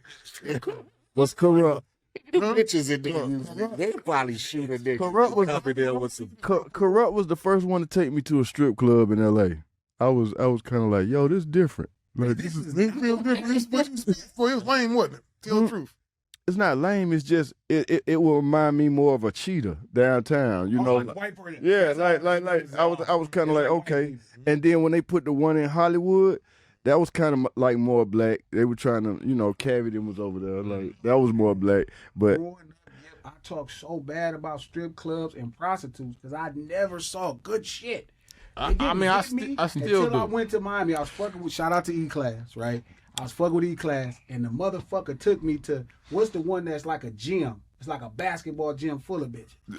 oh, that's the big one. That's Man, I seen these girls coming down it's like a warehouse. 90 miles an hour, and stopping on the dime. I was like, oh. Showmanship. They had that showmanship. Me. I was like, oh, this is what this shit is about. Yeah. Them motherfuckers was doing flips on top of flips. My language. Girls was doing flips on top of flips. Flipping over people. Yeah. They flipping over people. I was like, oh, this is what This what it- outfit. Oh, I get it. I throw some money. Yeah. Because Yeah. I never saw. Y'all- If you go to the Barbie Coast, you not. Yeah, our strip club scene was like, The barber it was just too ghetto for it. What's going on? Yeah, going to strip clubs to remind, like, You What the know one what she I'm said. saying. Yeah, that's what strip. So I never got into the strip club scene. Did you ever trip on the First King? The First King and the Barbary Coast. That's the hood, nigga. I saw You want you a good neighborhood rat, Oh, and no, nigga, Barbary that's just King Henry. man, please. King Henry hard to saw a like. girl- Man, man, come on. First King, Barbary Coast, whatever. King Henry, nigga, it was going down. Even prostitutes like at home, I'm like, how could you buy? Because I guess growing up, you know, on Long Beach or on Fig, you only seen strawberry. Mm-hmm. You didn't see regular girl. So I remember when I first started seeing real prostitutes going on, I was like, oh, this is what people pay for. Because my whole life I grew up understanding what sugar freedom. I can't pay for this. And Uncle Luke made it look so good back then. Like he really made it look great. Uncle Luke was a traveling sex show. That was Yeah, that was porn. That was porn. Right? Y'all was out already when the what was the thing still going on down there? Freaknik? yeah. Man, see, them was some. Did you ever go to Freaknik? No, Mm-mm. I You never. told me they You never went to Freaknik? Oh yeah. I was gonna say you. I mean, that's what Too Short, cocaine. That changes life. Yeah, That was a great. I watched this shit. That's a great marketing tool. it was great. It was great for them breaking Outcasts and all the groups down here because, like he said, everything was the strip clubs. And Short So, came back strong. Freaknik and shit like that. Now you start promoting them records and shit. Won't everybody jump on? It was a great. It was a great atmosphere. Short told me it changed his life. He said that's why he moved down here. Mm-hmm. He came to a Freaknik. He said, man, this is something. And my homeboy came to the shit like 30 years ago, and he talk about it to this day. Like, man, I swear to God, man, that nigga talk about. We were just talking about. He said, "Man, did you see the Freaknik movie?" He said, "Oh my God, man, I remember, man. I had to jump out the car and walk 2 blocks and still be beating the car, and it's just women everywhere. And oh man, I had such a great time, man. I hate that I never got back down there." I said, "Man, I'm fucking 50 years old, nigga." I still reminiscing. Shit, it was a lovely time for him. Point about hip hop, like how we break records, right? They break records through the strip club. And when people came down for Freaknik, they could leave with Outkast or Goodie Mob. We had the party scenes where that's where we was breaking all the records, right? So that's why all the records did well. But if you look at like right now, they still have the strip club, and at home, obviously, as we losing more urban and scenery, you don't have urban clubs, or even the clubs in Hollywood that was being urbanized. They aren't as urbanized anymore, so you don't have a way to break records. And some of the That's why you stuck, I guess, with social media. Did they fire Fellyville? I was. fire Philly Phil, yeah. That's so sad. You know his mama stay in College Park. He need to come home. Yeah. Fellyville, because I messed with Fellyville. He was the first one to really put us on. Like, he was a real good dude. I was like, So Philly Phil was from Atlanta. his mother here. I think he ended up going to Texas. But Yeah, I think because he was in Texas. His mama stay here. His mama stay in College Park. Is that right? Mm-hmm. Let me ask you: is Philly Phil white or black or Mexican? Latino. Spanish, probably. Yeah, they do. And some Filipino in there, probably. Yeah. Philly Phil was my boy, man. Philly Phil was a good cat. They don't have nobody that can replace Scotty Spencer. I just think LA never gave Scotty Spencer his roses.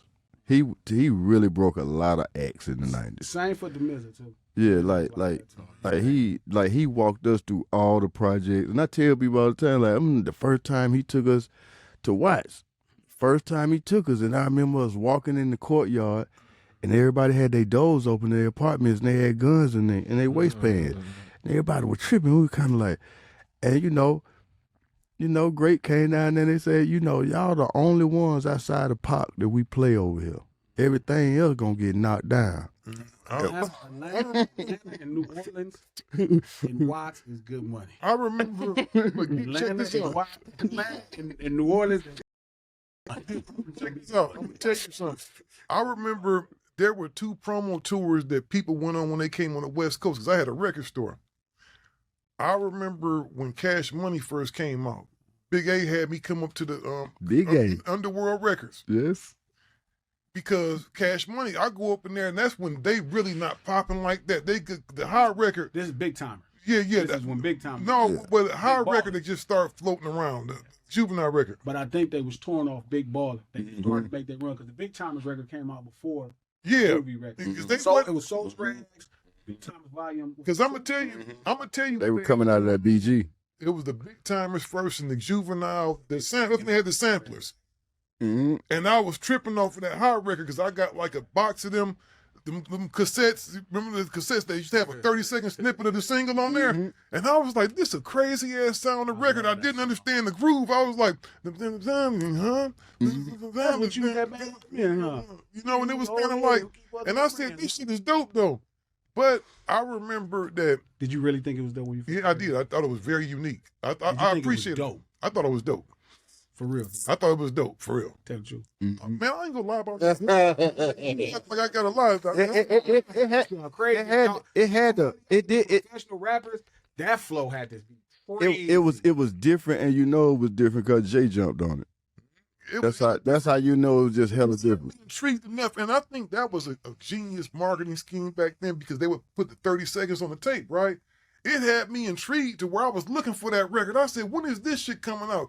Because I'm not gonna lie, Baby and them was cool, but I didn't think they could rap. But Baby was never really wanted to be rapper. They're down south. Yeah. Was not Goodie Mob. Yeah, they Outkast. Yeah, they kind of it was not. I get what he's saying. If the first thing you heard from Cash Money is Manny Fresh and Stunner. Because I You just, didn't hear I just Junior thought it beats, was you just didn't Yo hear the Guardian rapper. over the top. You heard kind of the producer and the. But I thought at that time when I was seeing that, I thought that they was following E40 and be legit. When I was looking at them do that, I was like, you doing E40. You know what I mean? Like, Because it was just so over the, just imagine the first rhyme you hear, I got tiger skin and leopard seats across my seat. You know what I mean? I was braggadocious floss and shit. I didn't listen to that type of shit. Top. Sabe. I thought it was one thing I recognized. It's too big for me. Niggas pulling up in limo PT Cruiser. Like, niggas too big for me. And I ain't gonna lie to you, I'm gonna tell you the truth, big bro, because I'm like, they got money to spend when he go limousine out a PT Cruiser. Nigga, you got too much money to spend, nigga. I was somebody training this 30 feet. I like that.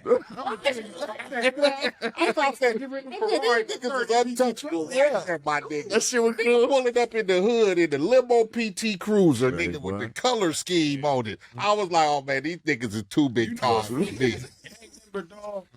You know what I liked about them? See, because you're right, they was kind of shiny, but they used to treat the cars like they was hood cars. Yeah. Like they didn't have first off, they didn't dress European. They didn't have no European fashion. They niggas was in t-shirts, No. and Jabos and Reeboks. With some Jabos, Reeboks, and a big ass steel T-shirt on.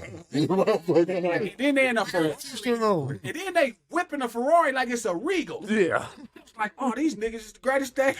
Why are they mistreating these Europeans? But I'm telling you, what I didn't feel about them, once I started seeing the visuals, I started appreciating them more, and I started really paying attention to the beats because I always thought Manny Fresh was a monster.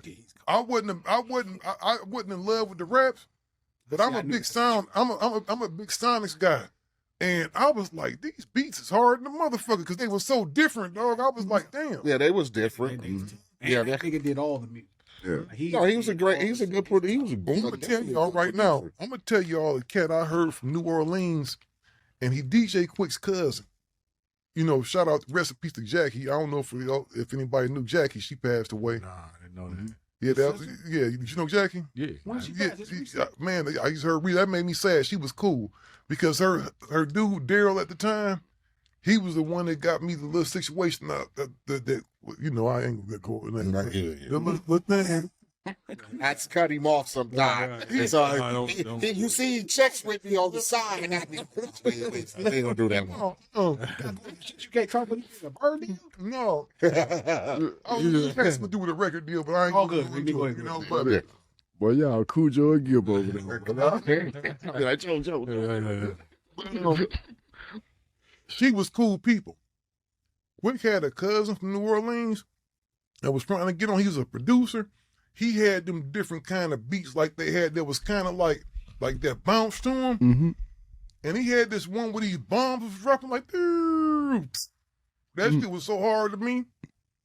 I had a song called "In the Heat of the Night" on that, dog. And I can't find that tape nowhere. Quick's family got a lot of talent, dog. Quick. Mm-hmm. Well, Quick is definitely a different monster. Y'all pretty much pioneered. Mm. I'm thinking about everybody else. Pretty much made music you did. That's why we- the closest thing Yeah, we wasn't trying to dance to it. and I did a fast song and called it "I Don't Dance" Yeah. because I'm trying to clown niggas who But dance you know, and shit. he didn't have no hooks in this stuff. And I always thought, you know what used to bother me? What? No, one time Gafford Muff had a. I mean, Yeah. there wasn't a bunch of stuff going on. was just It's scratching. DJing. We used to let Mike do all the shit. That's hip hop. Yeah, that's hip hop. Yeah, we did. Yeah, Yeah. I wasn't writing no. Probably is like All for the Money was a big record Mm-hmm. with no hook No. Cause that boom, boom, On what? on All for the Money. I got to get mine, so I'm gonna take yours. Yeah. That was the first hook But I started writing. I'm going to take your. But that record just felt good. That record felt like cool as hell. You know what I Because mean? it's the music. Like, we keep talking. Somewhere along the line, I can't get this through to anybody in hip hop. We don't care about you. We Yeah. don't care about the MC. See, I get it that because this the MC moment to matter. Again about me. No, nigga. Oh, no, It's always about the music. producer. So about it. one thing about Con's Most Wanted is the music was always top tier. That shit was. Hold on. One thing we tripping, man. When we talk about music, we had to talk about the man that was responsible for just some of the greatest music. Fuck the South. Just some of the greatest music coming out ever. Mm-hmm. The Dungeon Family. Mm-hmm. Oh yeah. Rico Wade, dog. Rest in Rest in peace. peace. Yes, It's a indeed. piece. When I first heard the music, every great movement we talk about that has been driven by a producer. Compton's Most Wanted, DJ Slip. Nigga, Motown. You know what I'm saying? Motown, Cash Money, Manny Fresh, the Dungeon Family, Rico, rest in peace. Gipp, give us some words, man. Give us That some dude, I've been seeing him since we was in middle school, man. That man been everybody's father since middle school. Like, man was driving his own car to middle school. That's You know what I mean? That's some southern shit. South. You know what I mean? Like, he's always been a leader, and it was always just him, his mother, and his two sisters. And when Ray from Organized Noise, when him and Reek met, that completed Organized Noise because Sleepy was already with Rico. That's how Sleep. And Rico, man, like, he was getting his, like, even in the 90s, before people knew us, Rico always was getting his own clothes made. Like, he had his own cars. Like, he was getting his cars done special. Like, he was doing everything that only kids that was more advanced was doing. You know what I mean? And it's like when we moved from the projects to the house in Lakewood, he didn't leave the projects till we found Outkast. When he found Outkast, he moved us into a house. And when every night, dog, at this man's house, you would have cars all the way down the street every night. And his mom and his sister was in the house while we was creating all these records. It's you know, so we've never seen nobody as selfless as him. That's dope. So let me picture this, because you know what? I always thought Rico Wade was older than y'all, and it makes sense because it just seemed like he carried himself like that way. So he was a little kid pretty much and took y'all in and said, we go create this movement. Yeah, all of us are the same age. That's crazy, man. The only one is the leaders, the elders, like Ray Murray. Him and Sleepy, they the oldest. Okay. You know what I mean? Out of Organized. Me, Reek, the rest of us, probably Cujo, Timo, all of us the same age. The babies are CeeLo, 3000, and Big Boy. Those are the babies. You know what And I mean? Future was in there trying to get on. And with Future was the baby under them. You know what I mean? Future wasn't even rapping. He was meathead then. So, you know, like, he actually coached us, bro. And I had the conversation yesterday. I said, brother, you understand that at the end of the day, they did exactly what they said they were going to do for us. Because we was peers, even though once their success came, he never turned around and said, we under y'all or y'all under us. He lost their deal at LaFace. because he wouldn't put Outkast and Goodie Mob in slave papers. So what he said, check this out. We family. Before we put you in slave papers, I'll let y'all go. He let us go. He let Outkast go, and he let Goodie Mob go. He never owned our publishing. He never owned our name.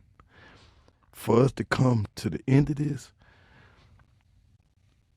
for our kids eat off our music. Yeah. He never did what them people wanted him to do.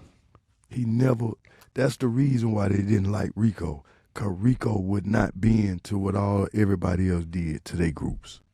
They didn't do Suge, they didn't do Puffy, they wouldn't do none of that.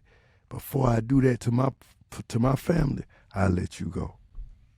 And that's why they hated Reek, because they said, bro, you could have been like Dr. Dre. You could have been like Puff.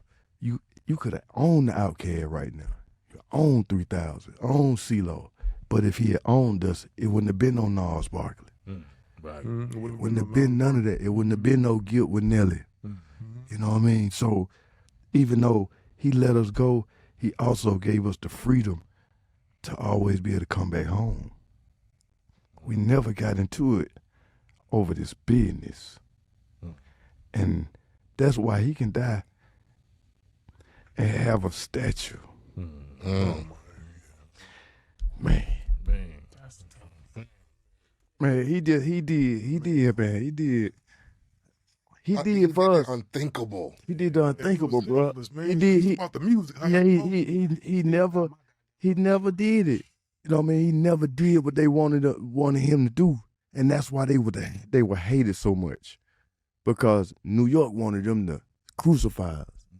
You know, the Jimmy Iovine's wanted them to crucify us. That's the intent they have for That's us. it. You get me? Fuck your brother over so you could be successful. And then they don't understand that riff lasts so fucking long, you can never get it. Shit, Unknown still got my publisher. He walked away. He walked away. He walked. And it makes it to where you don't even enjoy the That's work when that he you stopped. Because I heard you talk about it, and I remember thinking about. Let me finish. Yeah, I know.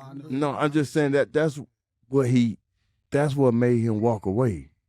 Like, you know, you walked away from Jimmy Iovine, $20 million on the table. He walked away. Luke. Before I slay my partners, man, I walk away. So that's what people don't understand about them, is that Organized Noise did what we said when we were eating chicken out the box to when we got there and started going to 5-star restaurants. And then think about it. His cousin DJ, he was a producer. That's who did Black Ice. That's who did a lot of the Outkast. Storytellers with Slick Rick. That was DJ. That was his cousin. Come on in, get you some. Do it. You get your money. You know what I mean? He never did. He never took. He never took, man. And that's what make Rico who he is. And that's the reason why I feel like even now, it's like we have to learn how to deal with each other the same way we do it when we broke to when we get rich, man. Exactly. That's our problem. We get broke and then we start cutting out all the folks. We want to act like them. We act like them. And we can't do that, bro. Because they Like, put that. I noticed, man, every executive puts that bug in your ear. And ironically, that's how I lost my job at Mind the Music. I wouldn't put too much under one of those things. After the ice cream paint job record, he was up for a new deal, and they wanted to do something like a 50-year deal, man, a coat. But I said, that's illegal. You can't do that. ain't nothing illegal in the music business. I said, how can you do that? This man will never get his music back. Like, he'll never get his stuff back. They don't care. We talked about that, and that's what I was saying to you. I remember you telling me about that, and I went and listened. I was like, damn, that shit is crazy. Well, Hey, let me run down the list, man. Unknown got Ace Publishing. What's the boy that was down here that was up under Hit Boy? Under him? Not Hit Boy. The Hit Boy was under the Kanye. Not before Kanye. Polo the Don. Polo the Don I didn't still know to he- this day has a percentage of Hit Boy's publishing. Hit Boy said that on the show. He said, and I said, you mean the records that you made back then? He said, no, now because, and he said that Polo had told him, he said, man, I was young at the time, and that's what they wanted me to do. They actually made the paperwork. And he said that if I can go back in there and change it, I can't even go do nothing about it. Because they all getting that money. It ain't him, it ain't Hit Boy. But see, what happened is they have them do their deals and they get them the $15, $20 million or whatever, man. They give it to them. They got the money, they gone. They're not really getting that much of that publishing, but when it's all said and down in history, it looks like the brother was robbed. The brother robbed. Oh, yeah, he took all my shit, and it might have been a motherfucker up in the office that put the paperwork together, and I think that's why we, as black people, dog, we seldom get opportunities. So when we get one, it's almost like, even if we see something that's kind of foul, we say, well, man, that's better than the alternative. What are my options out here? You feel what I mean? So I'm going to go ahead and sign this and kind of thug through it. Steve, let me ask you a question. Cut to the chase. Who created Hollywood? Who created the music industry, and who created the U.S. dollar? Who controls the Federal Reserve? So that's really what the shit comes down to. Money and media. Who owns and controls U.S. dollar and U.S. media? You know what I'm saying? I ain't gonna get you. You gotta answer that for the You know what I'm saying? And they said that right now the music business, they are taking all the money overseas. They putting all the money in Africa. They putting all the money in Japan. They taking all our beats, all our styles, and all our ways to the other country. And they said, come on. They're niggas coming out of Africa right now. Come on. Yeah. They not investing in the music. Only in the live show. Niggas, y'all don't want us to take all your publishing. That's why they don't care about the no 360 is going on right now. They only care about the live show. The live show makes the most money right now. So really, if you get back to, we getting back to live slavery, because it's about your work now. It's not even about the music. Is it true that Leor Cohen originated 360 deal or something? Yes. That was created at the time right before CeeLo, after the first Nas Barkley album. And I remember we went and met Lupe down on Fairfax. He came in and talked to Law, and he said, have you heard about this new deal that Atlantic want all the artists to sign 360 deals? And that was the first time I ever heard of a 360 deal. And he let us know that it was like, if you don't sign these deals, your career's over. And where has Lupe been since those deals were started? He was a big artist during that time, but that was what they was cutting. So, you know, when they did go to Young Thug and those new artists, that's the reason why they went to those new artists. The 360 was created to kill the relationship between the older artists and the new artists. Willie Lynch. How they was gonna do it? You gonna sign this paperwork, but I'm gonna give you money that your OG can't say he got. So if Young Thug's sitting in the club and I tell him, yo, bro, you shouldn't sign that 360 deal, but then Leor say, but shit, I got $6 million for you to sign that deal. The young kid gonna say, shh, give me that $6. That's what I'm saying. It's like that. You can't convince a motherfucker to wait on the back end for all your shit when a nigga got $6 million in your face and you are. If you don't think you get the back end. Man, come on. Well, who printing the $6 million? Who got the unlimited resources I can go grab? I can go throw big M's at these young niggas. Like, it's only one that they put in place. Yeah. The one that got the chain, right? Yeah. It's only one brother that can walk around here and take people artists, pay them more money than the people they with, and you can still put out records. It's only one black man that can do that. So instead of saying, you know, no Diddy, what about no Clive or no Lucian or no? I agree. You know what I'm saying? Obviously, well, I think, like I said, man, when we see white people being evil, you know, we can see it. When black people be evil, it bothers me. Well, you know what? One thing I will say. It bothers me. Yeah. White people being evil, I'm like, oh, that's your name. One thing about I'm gonna trust you. Gonna fuck me, but fuck it. You want to trick me? I mean, you did bring us over here as slaves for last. Like, damn, nigga, that's publishing. Like, you didn't come from the same shit I came from. You want to fuck nigga because you in a better position. Killed you come from a brother. Like, where you get y'all from? You know, with the event, like, you know, with streaming the way it is, them physical CDs, man, was something else back in the day. And I say back in the day, They were the like, it's best just because like you got to actually you actually fell in love with the artist. Mm-hmm. Like you actually fell in love with Eiht. You fell in love with him because of y'all style in Cali.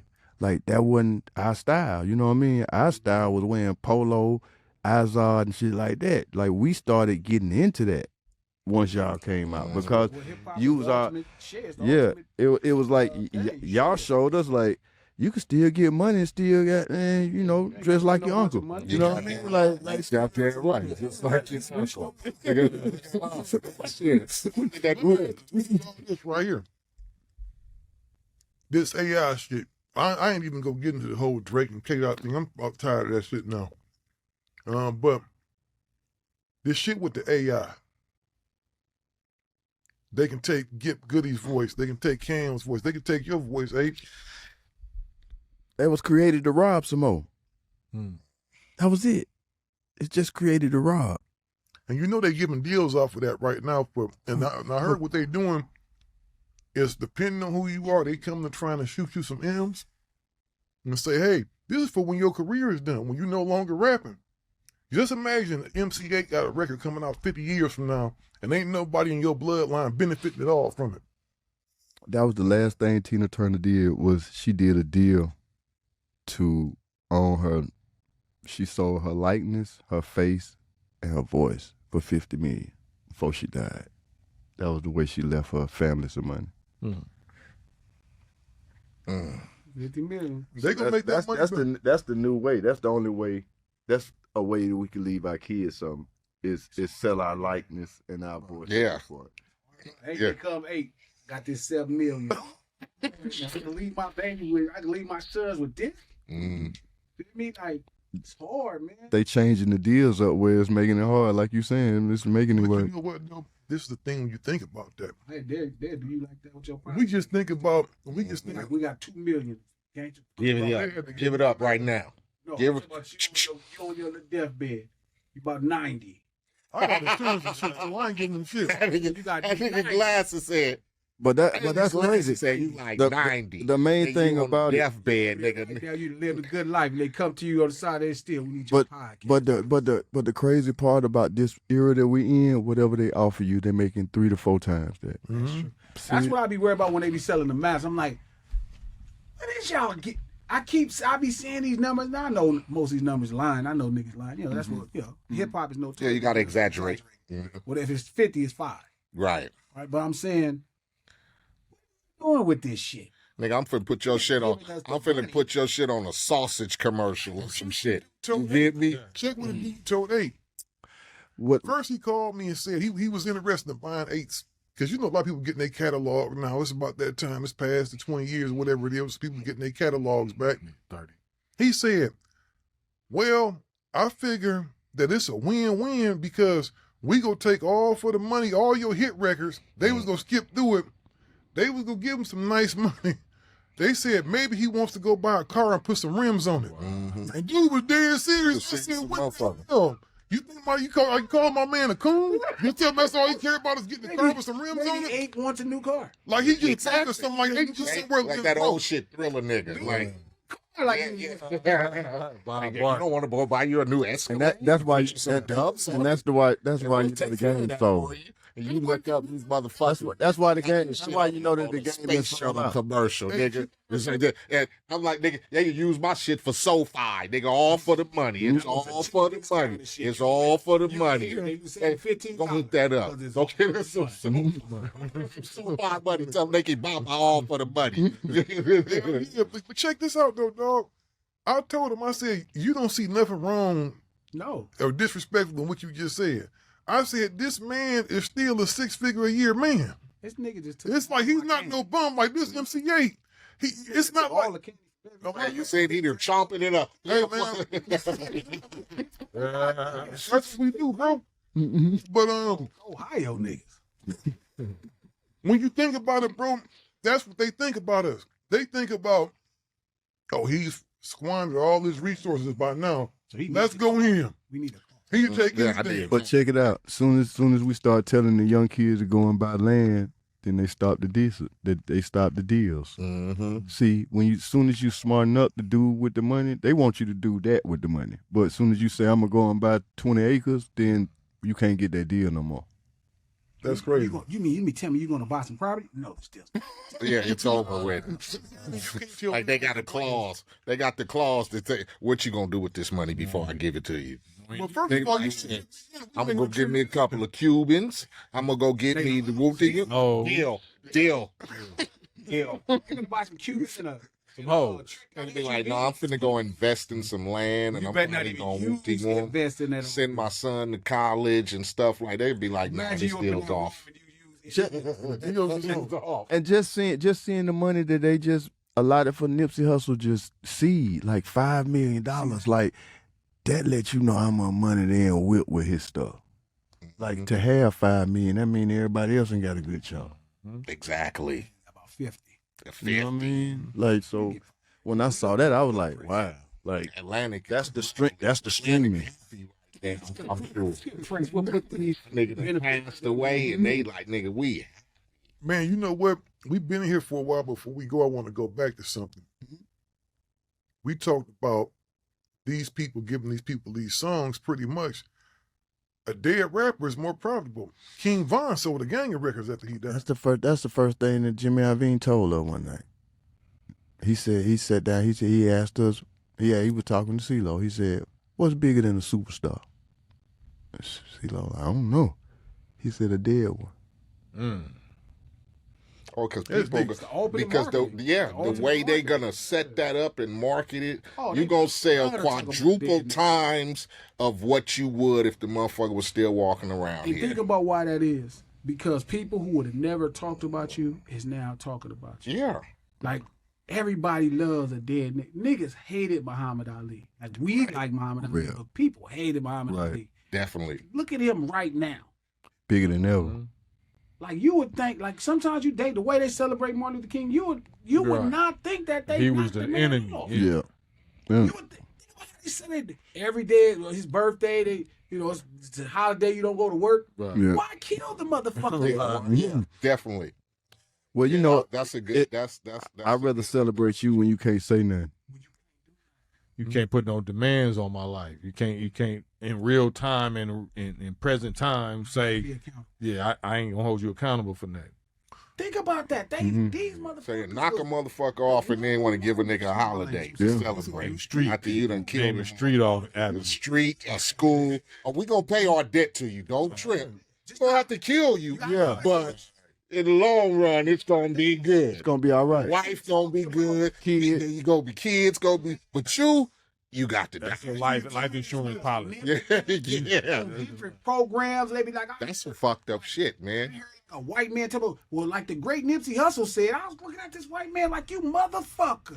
Yeah, he great now. Okay, they exploit you. One thing is good is exploit. You know, we've always been exploited. Yeah, that shit don't, it ain't gonna stop. It started way back then. It ain't gonna stop with the next dead rapper. It's not The this. thing is, you just can't let them celebrate you. Well, you know, you get old boy gotta leave. Gotta leave. You gotta live. Have insurance policy. Oh, I be telling this nigga. I'm telling, Those corporations. stop going around saying I'm a legend and all that shit for these motherfuckers do something to a nigga. Like, Well, you know, they only like this nigga. they only start giving insurance once they start giving the millions. That's it. Yeah, that's normal. But yeah, But once it was out in the public, I could just see a real fast drawback from hip hop. Soon as French said it on the interview, it was kind of like, oh, okay, we heard somebody say it, but now that the New Yorker said it, now we need to fall back. They stopped really kind of signing the youngsters. I for sure be thinking about putting insurance on. If I'd have signed one of these niggas at 19, I got insurance on your life, nigga. Because you don't know when to stop. I ain't gonna lie to you. I don't know if that's fucked up or not. no, but there's so many things right now, man. You for sure getting insurance. Yeah. Like Glasses Cohen. Yeah, like when we slap you, yeah, definitely. You out here doing this. I just realized that after CeeLo, I just realized that like all the big executives start leaving the record companies. And we was like, what's going on? So that's when he started 300. And we started like, what's going on? They was like, yo, they just going outside of the record company and all they want is publishing now. So now they already knew that they the money source for the game. So now let's just go outside of the actual structure of it, create these 300 companies, and all our whole main thing is just to go after young publishing. That's premeditated robbery. Diabolical. Yeah, because you're not smart enough to think. As a young nigga, that nigga just get me paid. You get me? Yeah, what you got, $1 million, $2 million? Next thing you know, nigga, everything. Well, I think that's why it was more pure when I grew up listening to y'all shit, right? Because y'all didn't think y'all can get rich. Nah. Because you didn't really think of it like that. My era came, you knew you could get rich. You like, oh, you can get some money. I didn't. We all was shit. like, just our, to be the man. our era, nigga, we was like, shit. I just want to be on. I just want to be on. I'm gonna tell y'all the truth. The first rap group, the first rap group that I thought was facing right on. The first rap group that I thought was really getting big money was really Cypress Hill. Cause they shit was so big. That Smoking Groove shit was so big then.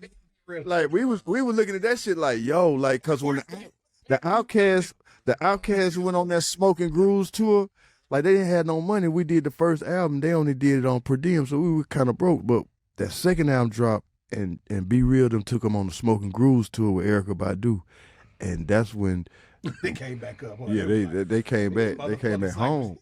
I was kind of like, that was the first time I was like, damn. I just told like, top 10 group. Yeah. Crazy. No, I don't think nobody look at you crazy. You say that all the time. Success, not if I like them. No, you look at their success. The hip hop, they came. Them niggas was successful. That's right. That's right. To be Mexican orientated. Yes, sir. Yes. They were big. They were big. Yeah, they were big. They were bigger than a lot of black artists. This is what I'm saying. So this is what he's saying. They take on tour. Yeah, they took. Yeah, that was when they came back. They made $100,000 a night. Like Charlton. She was like, wait a minute. Yeah. Motherfuckers is eating. Like, yeah, they Be Real and them was eat. Be Real got his own building. Be Real got a couple of dispensaries and shit. That's a real LA thing. Exactly. I can call Be Real up right now. He just as normal. Hey, what's up, Eiht? Yeah. Why are you 100,000? Real quick. Yeah. That's my peoples, man, all day. But yeah, Cypress Hill was like one of them groups. Like, damn. Okay. I'm looking at us like, well, what the fuck? They rapping about killing a man and smoking weed. What am I not doing right? Like, nigga sold 2 million records and shit. You be like, you know what though? Because one thing that helped them is they created anthems, dog. They did. They helped them because they not. No, well, it's a combination. No, it's a combination. I agree, but they had hits. No, they had hits. Taking nothing from Muggs or B as songwriters. I'm saying no. There's truth to what you say. Pillar. But let me say that's true. That's true. It's not the complete truth because they songs was the shit. It's not against us. No, but I'm just saying. Right, but he ain't 10 million records better than Jay-Z. It's not, and I don't even know at this point. 10 million records better than Snoop. They not against us. In them. I think they got bigger songs. But what's the definition of a bigger song? It's about what the machine is gonna get behind. Exactly. So it's like Glasses is saying, like, it's not Be Real and Muggs and them fault that the machine got behind them the way they did. They make smash records, but they also was at the right place at the right time as far as the vices, as far as the weed thing. They was always proponents and out front on that subject. Culture, that counterculture. They was the first one. And even though Be Real ain't Mexican, but he still represented Latino. Exactly. So he was tapped into that large population of Hispanics or Latinos or whatever. They didn't look like the rest of y'all. They did, cause Sin Dog. Sin look like y'all. Yeah. But by Muggs and B didn't look like y'all. Yeah. So think about it. This is not a disservice to anybody that's not a brother. I'm saying Eminem is Eminem rap as good as rap can happen. There's a few rappers that rap as great as rap. I'm talking about formulating the hooks, making the right music. for his reality. Yeah. I'm just saying as far as making a good record. I'm talking about but good record for a white boy, for a white man. Sure, Like, sure, based off what his experience. I never bought a No, but that's not what I'm saying. yeah, I'm saying just making something that you know. I've never bought an Eminem record either. Have I listened? Hell yeah. He a hell of a rapper. Right? Yes, definitely. But again, you got to be honest, especially on Gangster Chronicles. There's a reason he sold 15 or 12 million more than Snoop. Yeah, absolutely.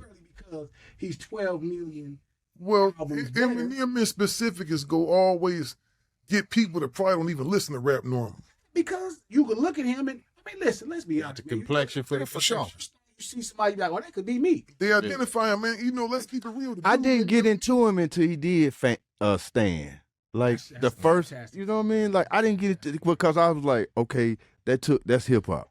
You sit down and you did that. But the first single, like the first one him and Dre draw, I was kind of like, that's weird a Slim little bit. Shady. Yeah, that's the. Like But John honestly, Brandon. I mean, that's the only record I played. I didn't play anything after that of M's, and not Which to. one, Stan? The Sonic. No, only song I played was "My Name Is." Yeah. That's it, and I only played it because Dre did the beat. That's Yeah. it. Yeah. I wasn't, I looked at the rap as it's comical. He's a Buster. rich man rapper. You get me? But I didn't listen to him because nigga, I'm thinking this motherfucker like nigga, and I got you. Yeah. That was it. Yeah. The relatability to discuss talent. Right. Right? Mhm. Like you can hear this motherfucker can rap. He Definitely. the song.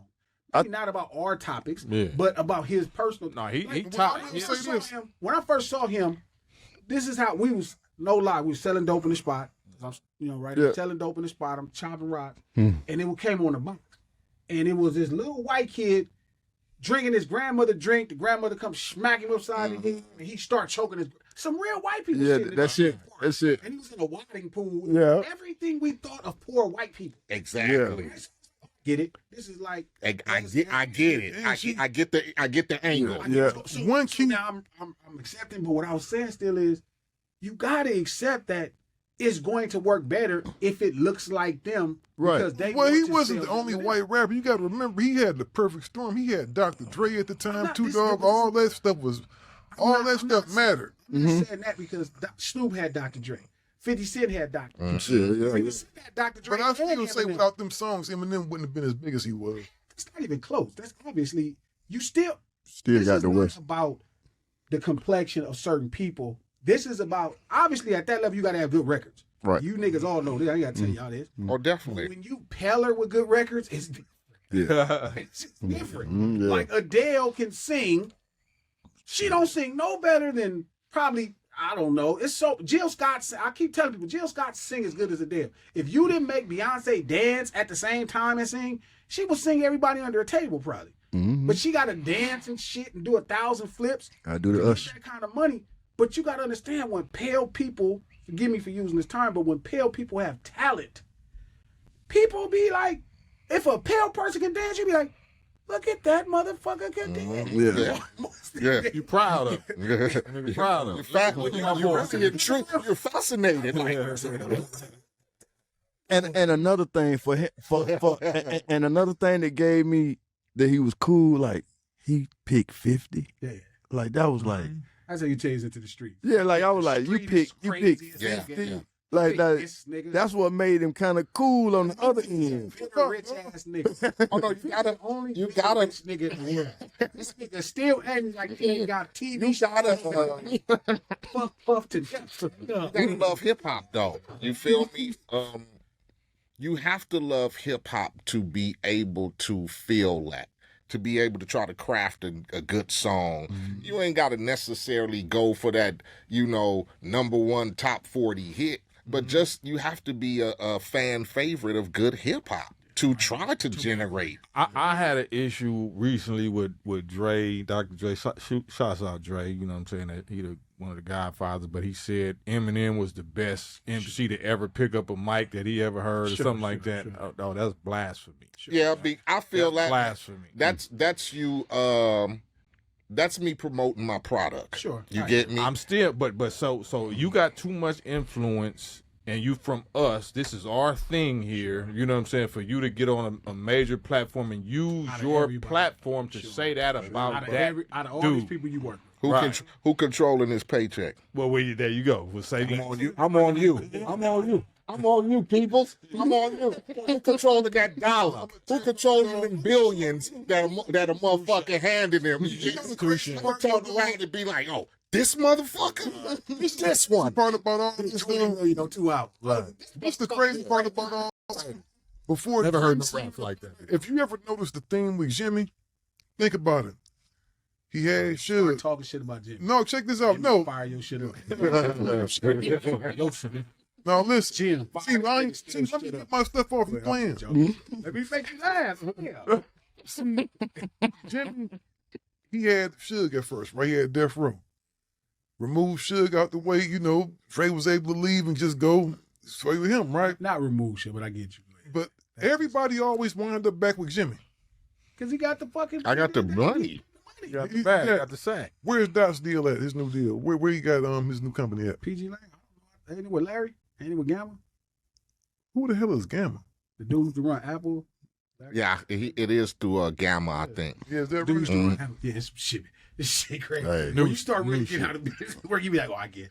I mean, what made it so hard for me, because I was looking like, this nigga's crazy. To this day, I see them, they be like, man, this nigga Glasses is a fool. But That's why you podcasting now, because you got personality. You might not know how to podcasting. You might not know how to dance through the politics. Same with Eiht, like, and me. Like, you know what I'm saying? I think this is where we shine at, thanks to Steele and brothers like y'all. Like, It was his idea. Still, I remember You Still know what first I'm came to saying? the pop. I'm like, you lost your fucking mind. Be talking to these niggas. it ain't no Shit. It ain't no When I imagine how you first came on, I used to sit there like this. What the fuck is these niggas talking about, man? I used to just sit up there and tell myself, like, all we keep talking about is Death Row. That's it. Right. We ain't But- talking about nothing else but Death Row. The name Some was- conversations I couldn't even get in because I'm like, they're on that subject. So I ain't like, so when we started doing like we do now, like we gonna talk to them, we gonna talk to them, we gonna talk about this subject, we gonna talk about this, we gonna talk about now shit, nigga, let's go. I talked to you for 30 hours. I'm gonna tell y'all, man, that one y'all did with Crip Mac, I was laughing, bro. Yeah. I was like, Still out for doing that. Tell you something. I like the I was like, show me a star, man. was coming on. I was like, really? I'm like, man, what the fuck we got to talk to dude about, man? And then, Nigga had a little sense. He was like, but when he came, I could see why people like one of my homies.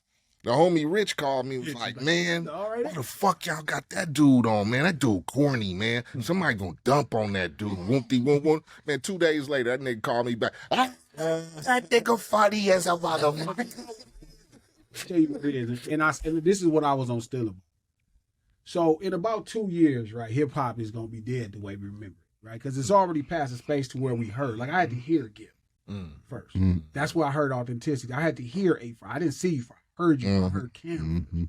I heard you, and then I heard about you. I heard you was on the boulevard and Trey. I heard about you. Right, and we pass the words. We're a lot more serious with the message we pass to each other because of certain type of people, because they are becoming caricatures of culture. Caricatures. Right now, not of the culture. You know, he's not a kid that grew up where we grew up. And no disrespect to good dude, I like him, but he didn't grow up where we grew up to understand it. So he already was somebody coming in based off an outside perception of what he think this is about. And he's broadcasting it to a bunch of other people, so they start thinking that we think that this is what it's about. So when you have the power, this is why I was on your ass about him and Sammy the Bull. I'm like, you are, I know, big bro, it's okay. All right, little bro. But I'm brother for that. Yeah, come on. When you do that, you start to tell people we verifying the caricatures or the mascots of the culture. And no matter how much you don't feel like you are a gang member or you not you are an authority figure when it comes to gangster rap music. Yeah, but you know what I look at it too? I hold people accountable. When I have those people on the show, I ask them, I didn't pull no punches on Crip Mac, did I? no, you I did. asked him, I asked him, I said, dude, Is this whole act? Are you acting like a clown? Is that for real? Would you interview Satan? No, I wouldn't. But listen to what I'm saying, bro. To hold him accountable? You be like the way you did. See, we got to talk about the business too, right?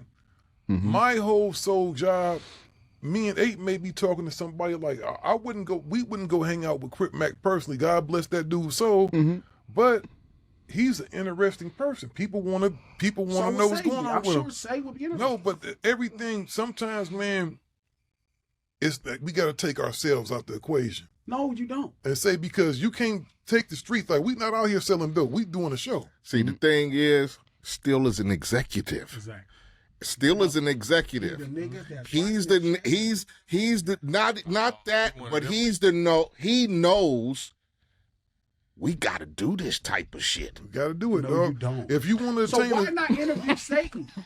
because Satan Satan is a would be the spiritual biggest interview in the world. Now you're trolling, man. because the thing You don't think Satan would be? If Satan was like, man, I would. the number one, I'm gonna tell you this: the number one mistake we make as black people, as black businessmen, is we want to drag the streets into everything. No, your premise is built off of the street. Yeah, it is, but still, all of this stuff has its family. Snitches are as much part of the street as rioters and dope dealers and everything else. This was one of the biggest snitches and mass murders in history. Why would we not talk to him? 'Cause what do you mean? You can't give a platform to people. He already got his own. His platform is bigger than any. His platform is damn near as big as Joe Rogan's. Who? Sammy the Bull, Sammy the Bull got a big Because he was a platform. big ass rat. What I'm saying to you. But people are interested in him, though. That's what I'm saying. People are. But My you don't job think is that matter to not give a platform to people who. You know, whether I talk to him or not, he's gonna be doing what he do anyway. He don't need. Yeah, still feel like he's gonna talk to somebody. He'll talk. Why So not? why me? not us? So why not us? Somebody gotta Talk be. shit about Jimmy Iovine. In order for you to be who you are, but my thing is this: I'm not a robber, motherfuckers.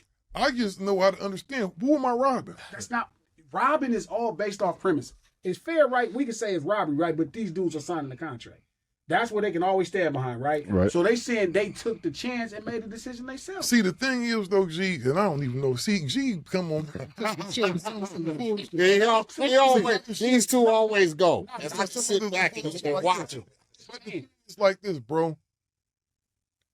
You have to entertain the masses. If people are sending me emails telling me they want to see specific people, I'm gonna go get them. Because if Joe Blow, because I'm gonna tell you this, y'all don't say nothing to Mr. White Man, the two white people around the corner that interview everybody. white. Check this out right here, but check this out. They have successful platforms. If we really want to put this thing back in our hands, we can't let them be the victors and them rewriting history. And our grandkids look back and they say DJ Vlad was the most knowledgeable motherfucker about hip hop in this period.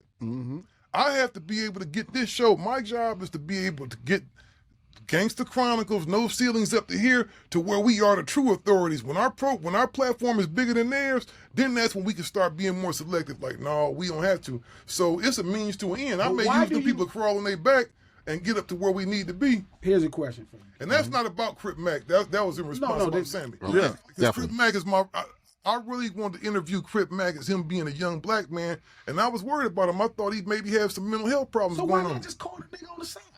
Because this is by Gangster. Because I'm in the game, man. I'm in the game. I'm in the game. So at which place? See, you one of them niggas that'll tell her. I ain't gonna make that record because I'm gonna keep it real. I'm not doing that record. That nigga still turned around and said, "No, see, nigga, you." He is telling the truth. I mean, I'm not that nigga that you finna get. See, you know what? I'm gonna tell you something. You know why I love my brother Cam? He's already decided in his life he was gonna make that ultimate sacrifice That's true. and hold a certain line. Like, I'm not doing that shit. And I applaud that. I like that. that's how I am. You follow suit. I gotta make sure somebody making some income around this motherfucker so we can do all that shit. Exactly. Off this show too, nigga. I'm off this show too, nigga. So I gotta make sure somebody got some motherfucking money so I keep us employed. This is my only thought. I'm not disagreeing, but I'm gonna end it with this. I'm in your podcast. I'm in y'all podcast. The show. No, you ain't the show. I'm in the show. That's you talking. Let me say. I'm in the show. Nigga, we got copy. I'm telling you. That was, our show is lovely. That's lovely. I'm telling you. It's hot, yo. They be like, them niggas crazy. Final thought. Glasses final thought. Niggas still here. Talking about my big brother. Love it. Yeah, I'm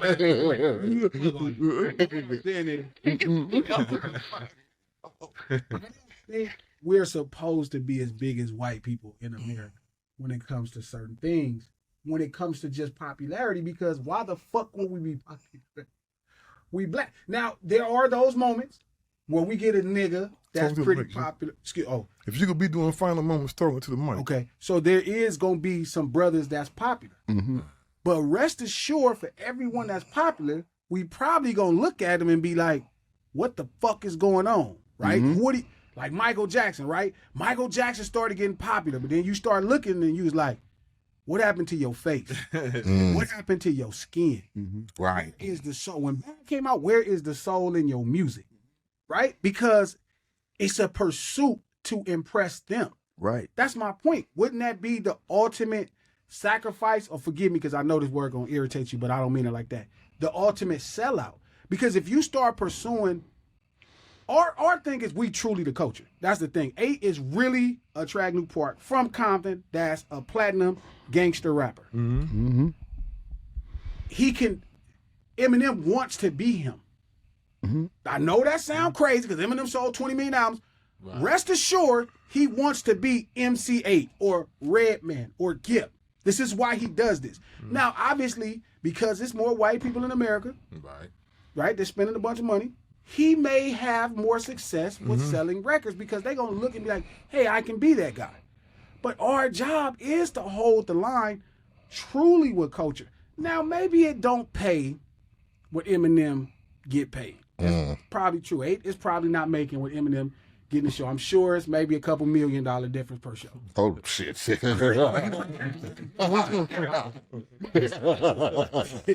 But I'm I'm sure. lucky if I get a 40 ounce and then a pack of cigarettes. I do draw a line somewhere. Where's the line? The line I Who would never wants you? But listen, To have a conversation. who want I do? Who wants you to have a There's conversation? been plenty of dudes he's asked me, and I told him no. No, I'm gonna say him. Oh, me? Because if he asks you, that means you No, thought about it. that's because I'm on the fence about it. I'm like, okay, Who are you not on the fence about? You like, I am not sitting down talking to that person. I am never sitting down with a Klansman. I am never. I would love Hold to on. see that. See, but listen, hold on. Oh, listen what I'm saying. When I say Klansman, I mean somebody like let's say one of these ad agencies come to me and they say, hey, Donald Trump wants you to push this agenda. We gonna give you $5 million to do it. That's why you got. I mean, I don't want to give it away. We can edit this part out, but that's why you got future shows like what we. Well, that's what I would do. So I'm definitely trying to maybe sit down I'm with the picking a Klan. new example, dog, but it's something. Exactly. Sit down with Donald Trump. I think I would love that. I think to hear Andre Tate on this, Andrew Tate on. I would love to hear him on there, just to hear his, cause he a gangster in his own way. He a gangster in his own way. He So said something that was dissing me, and I agreed. I was like, that's true. Like, he like, if you having sex to not make kids, Oh, it's gay. it's some gay ass shit. I was like, I ain't got no kids, but that is true. It is pretty gay to not be using your dick to make kids. That's not gay. You just might not. I don't know if it's gay. Get what he said. What is it? He pushed it, he pushed it, but he was but really he's right. Like, this is that time. this is the purpose. But what is See, she like that old bullshit like that. He be the only nigga He said that shit to make talking about me. He said that shit to make get attention. No, 'Cause he knew it would get attention. I It's not just think I would another person, Rakim. Kim would be great. Oh, I would love to talk to Rakim. Rakim. Yeah. Because Rakim. I don't appreciate what my boy A. King said. He said Rakim fell off his last few songs. That was crazy. He said that. He said Rakim fell off, and I said, Sat on the Dre album. them New York cats hold their hip hop to such high regard, dog. It's almost like you can't win with them motherfuckers. If you're not from Queens It's you not, not it's from not the Brooklyn- art though. Like I said earlier, it's the machine. If the machine don't like what Rakim talking about, if Rakim is getting too evolved and too advanced and too wise and having, And that's what happened. they gonna make it look like he fell off, like he didn't come He off. took right. you from Eric B as president to Right. social Right. social issues. Holy are we? Yeah, and that make people go, I don't like this new Rakim. He talking holiness and spirituality and being right with yourself and all that. I don't want to hear that, nigga. You know, and to say something, Yeah, I don't want to hear that. I did draw a line. We all made it, we talked about it. We made a decision when we had my man that was on the show, Oh, yeah. and he got, he had the situation he had without going into it. Mhm. Me having people in my family who have done many years and gave their lives, man, because somebody going to go deciding to drop the dime, whether right or wrong. I can't in good conscience call them on the phone and be with them, and I'm cooperating with somebody. That's why the fuck would you have Sammy on the fucking show? But listen, Sammy's not a part of this show. I'm asking him questions about what he did and why he did it. I don't never That's a know big snitches, difference. though. It's not like he was gonna come in here and be the third member. I'm You saying, see what I'm saying? That wouldn't happen. I don't. So let me say this as a Gangster Chronicles, as the first Gangster Chronicles fan, because I'm the first one. Don't never put a snitch up here. Again, I don't want to never hear a snitch on Gangster And Chronicles. I understand why you feel that way, bro, and you should feel that way. If my mama, if my mama was locked up, and you know what I got you, bro. But it's- I understand. I got you. That's the end of the show. I got you. He got you, and that's the Gangster Chronicles. No, because what's up? Well, please, but at least have Mike Conception on one time, because I would love to hear him speak. Gotta rewind. Emergency back on. You ain't stopping That is the worst effect ever. No, we gonna hurry. Hey, keep that effect so when I start no silly like a youth. Real quick.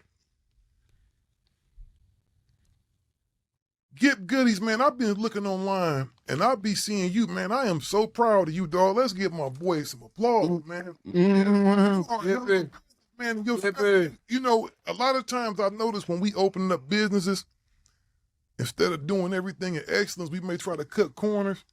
Your packaging is A1. I saw your retail locations, bro. That looked like a place I would want to visit. I would want to frequent. Yeah, it was all driven by Dad, bro. My father, man, he left me at 18, but he told me I was living in LA then. I was living in the valley, and he told me he had cancer, so I just started bringing him some of the products home from California. We And, recommend starting half of He the pandemic hit, and then the first time they gave, excuse me, not to cut you off, it's the first time they ever gave instructions. This is Oh, yeah. all right. Yeah. Because people, when they start messing with edibles, they just go crazy. Yeah, he just, I ain't two of them He said, motherfuckers. we I'm kind of feeling. recommend starting with half of a gummy. Yeah. Reassessing. yeah. Yes, indeed. I ate two, man. I ate two and I feel good now. So you read the instructions. See, He you ate just good. tastes. It feel good, right? Yeah, but I'm Because a nigga, so I feel good. You know what I mean? Like two. You hear? But now, OG, it's just about really just educating our people in another way instead of messing with the opiates. A lot of the stuff that I'm always messing with is healing, and like I just created like a non-alcoholic line of everything that we like to drink, bourbon, everything you could think about. I mocktailed it, took the alcohol out, and put cannabis in it. So really, I'm really teaching you that, hey, take the alcohol out, put cannabis in it, and we That's create. actually a better alternative. It is all the way because you healthy. You know what I mean? It really helps your body instead of destroying your body. You know what I mean? At the same time, I'm giving the young kids an opportunity to open up your own bar, a liquor store. You could take my line and have your own bar, and you ain't got to worry about a liquor license. You know what? The new world is going to be sober bars. This shit is taking off in Atlanta. It's going to take off in California too. That's the next place that they going to go in. The big marijuana-infused drinks. the big alcohol companies have already done studies. The Z's, all our kids, they don't drink alcohol like we did. So they already know.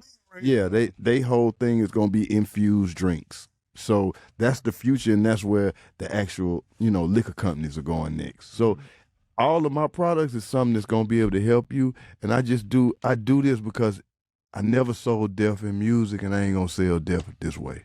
Hey. So it's the way that's official. I could take. Gotta applaud that, man. And I noticed it because I've been checking it out, and I've been checking you out for a few years with it. And I said, man, because I thought, being in California, I thought everywhere was legal. I'm kind of new to just consuming weed. Be kicking in. No, I'm new. I'm new to consuming weed and shit like that, right? So last time I was in Atlanta, Chris was down there visiting QC, and I hit Gipp. I said, Gipp, I want to get some. He said, Gipp, I don't sell weed. I got some of this other stuff. Man. This is good stuff, man. It's clean. You feeling it? You know what? Yeah, and the thing I like about it, Soothing it's a calming thing. You don't feel high, like, because I'm gonna tell you, I fucked around and got some of that, just because I'm the type of motherfucker like to experiment. I'm always doing some dumb shit. I got some of that. What's that shit that eight? What's that shit? The shit they selling in the stores now? What's The that? Delta 8. Yeah. I got some Delta 8, right? And I ate. I'm always over because they taste good too. I had some lemonade gummies, so I ate about 4 of them motherfuckers driving. I get home, I'm talking to my mom and her sister, and I'm already just cool, but then it hit me like I hit 2 different levels. When I'm sitting there talking to them, I'm like, damn, please don't say nothing stupid. Please don't let them know I'm high. Because, and I was high, man. I was high as a motherfucker. And I was like, what is Delta 8? Delta 8 is just another derivative of the plant. You know what I mean? They keep Delta 8 is like a 0.3%. So most of the people that got corporate jobs, they want stuff at that level because like once you start going into the Gorilla Glues and everything, that really kills the average smoker. So like a lot of people right now, they making money off the THCA. THCA is 0.3 when it's not lit, but once you light it, it turns into regular marijuana. So See, it's just and see we don't want the open market here. They talk about it, but we don't want it because True Live keeps trying to shut down the actual market. See, if you shut down the actual market, you're gonna take vapes away, you're gonna take anything healthy away, and they're trying to take all holistic supplements away. So they're trying to put all that stuff into one package and take it away. And that's really what we're fighting against. You never want your weed to go recreation. You always want to stay at medical because it gives you more options and you get better product. I think so, because they don't really fuck the School price of in marijuana. California. On another note too, so once we talking about it, my website, westcoastcans.com, it's not cannabis, but it's ionic colloidal silver. So That shit works. and Yeah, I heard that you work. can research it for yourself. It's- Just take my word for it. Yeah, it works. I've had some. Cameron gave me some. Yeah, Some of that I took shit, it. Yeah. fuck, it was like It crazy. reminded me of Castro, what my grandmama used to make me take. Yeah, cold. There's a West Coast camp. westcoastcam.com. Ionic colloidal silver is peer reviewed, published literature on there. It's not snake oil. It's something that's been suppressed by the FDA because it's natural. Silver is a natural mineral, so anything in nature you can't patent it.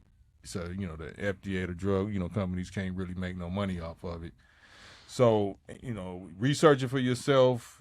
Silver has been proven over centuries and millennia to be the number one natural antiviral, antifungal, antimicrobial, antibacterial. You know what I'm saying? What if you wear silver on your skin? Do it help the same? Yeah, it helps your skin if you got any kind of lesions or rashes or whatever. So like I said, don't take my word, but research it for I'll yourself. just take your word. You know what I'm saying? But you can go to West Coast Cam also and pick some up. WestCoastCam.com. Westcoastcam.com, and make sure y'all visit gangsterchronicles.net. And most important, visit the cripstore.com. Yeah. Yeah, for sure. That's Gipp, where all my how is this with the mail, man? Can people order this through the mail? Is it- Yeah, you can do it through the mail. You can do it through the mail. Hit you up and get some of these Gipp's goodies. Just hit Gipp Goodie. Just hit Gipp Goodie. You heard it. Check your Instagram, Facebook. Stop being lazy, man. Get out there and research. And we out here. And you know what? Shout out to the homie A King. Man, they King been King. around. A King in here. Holding it down. Holding it down. Yeah. I thought that was him text me, man. Get your ass up. We time to go. All right. And we out.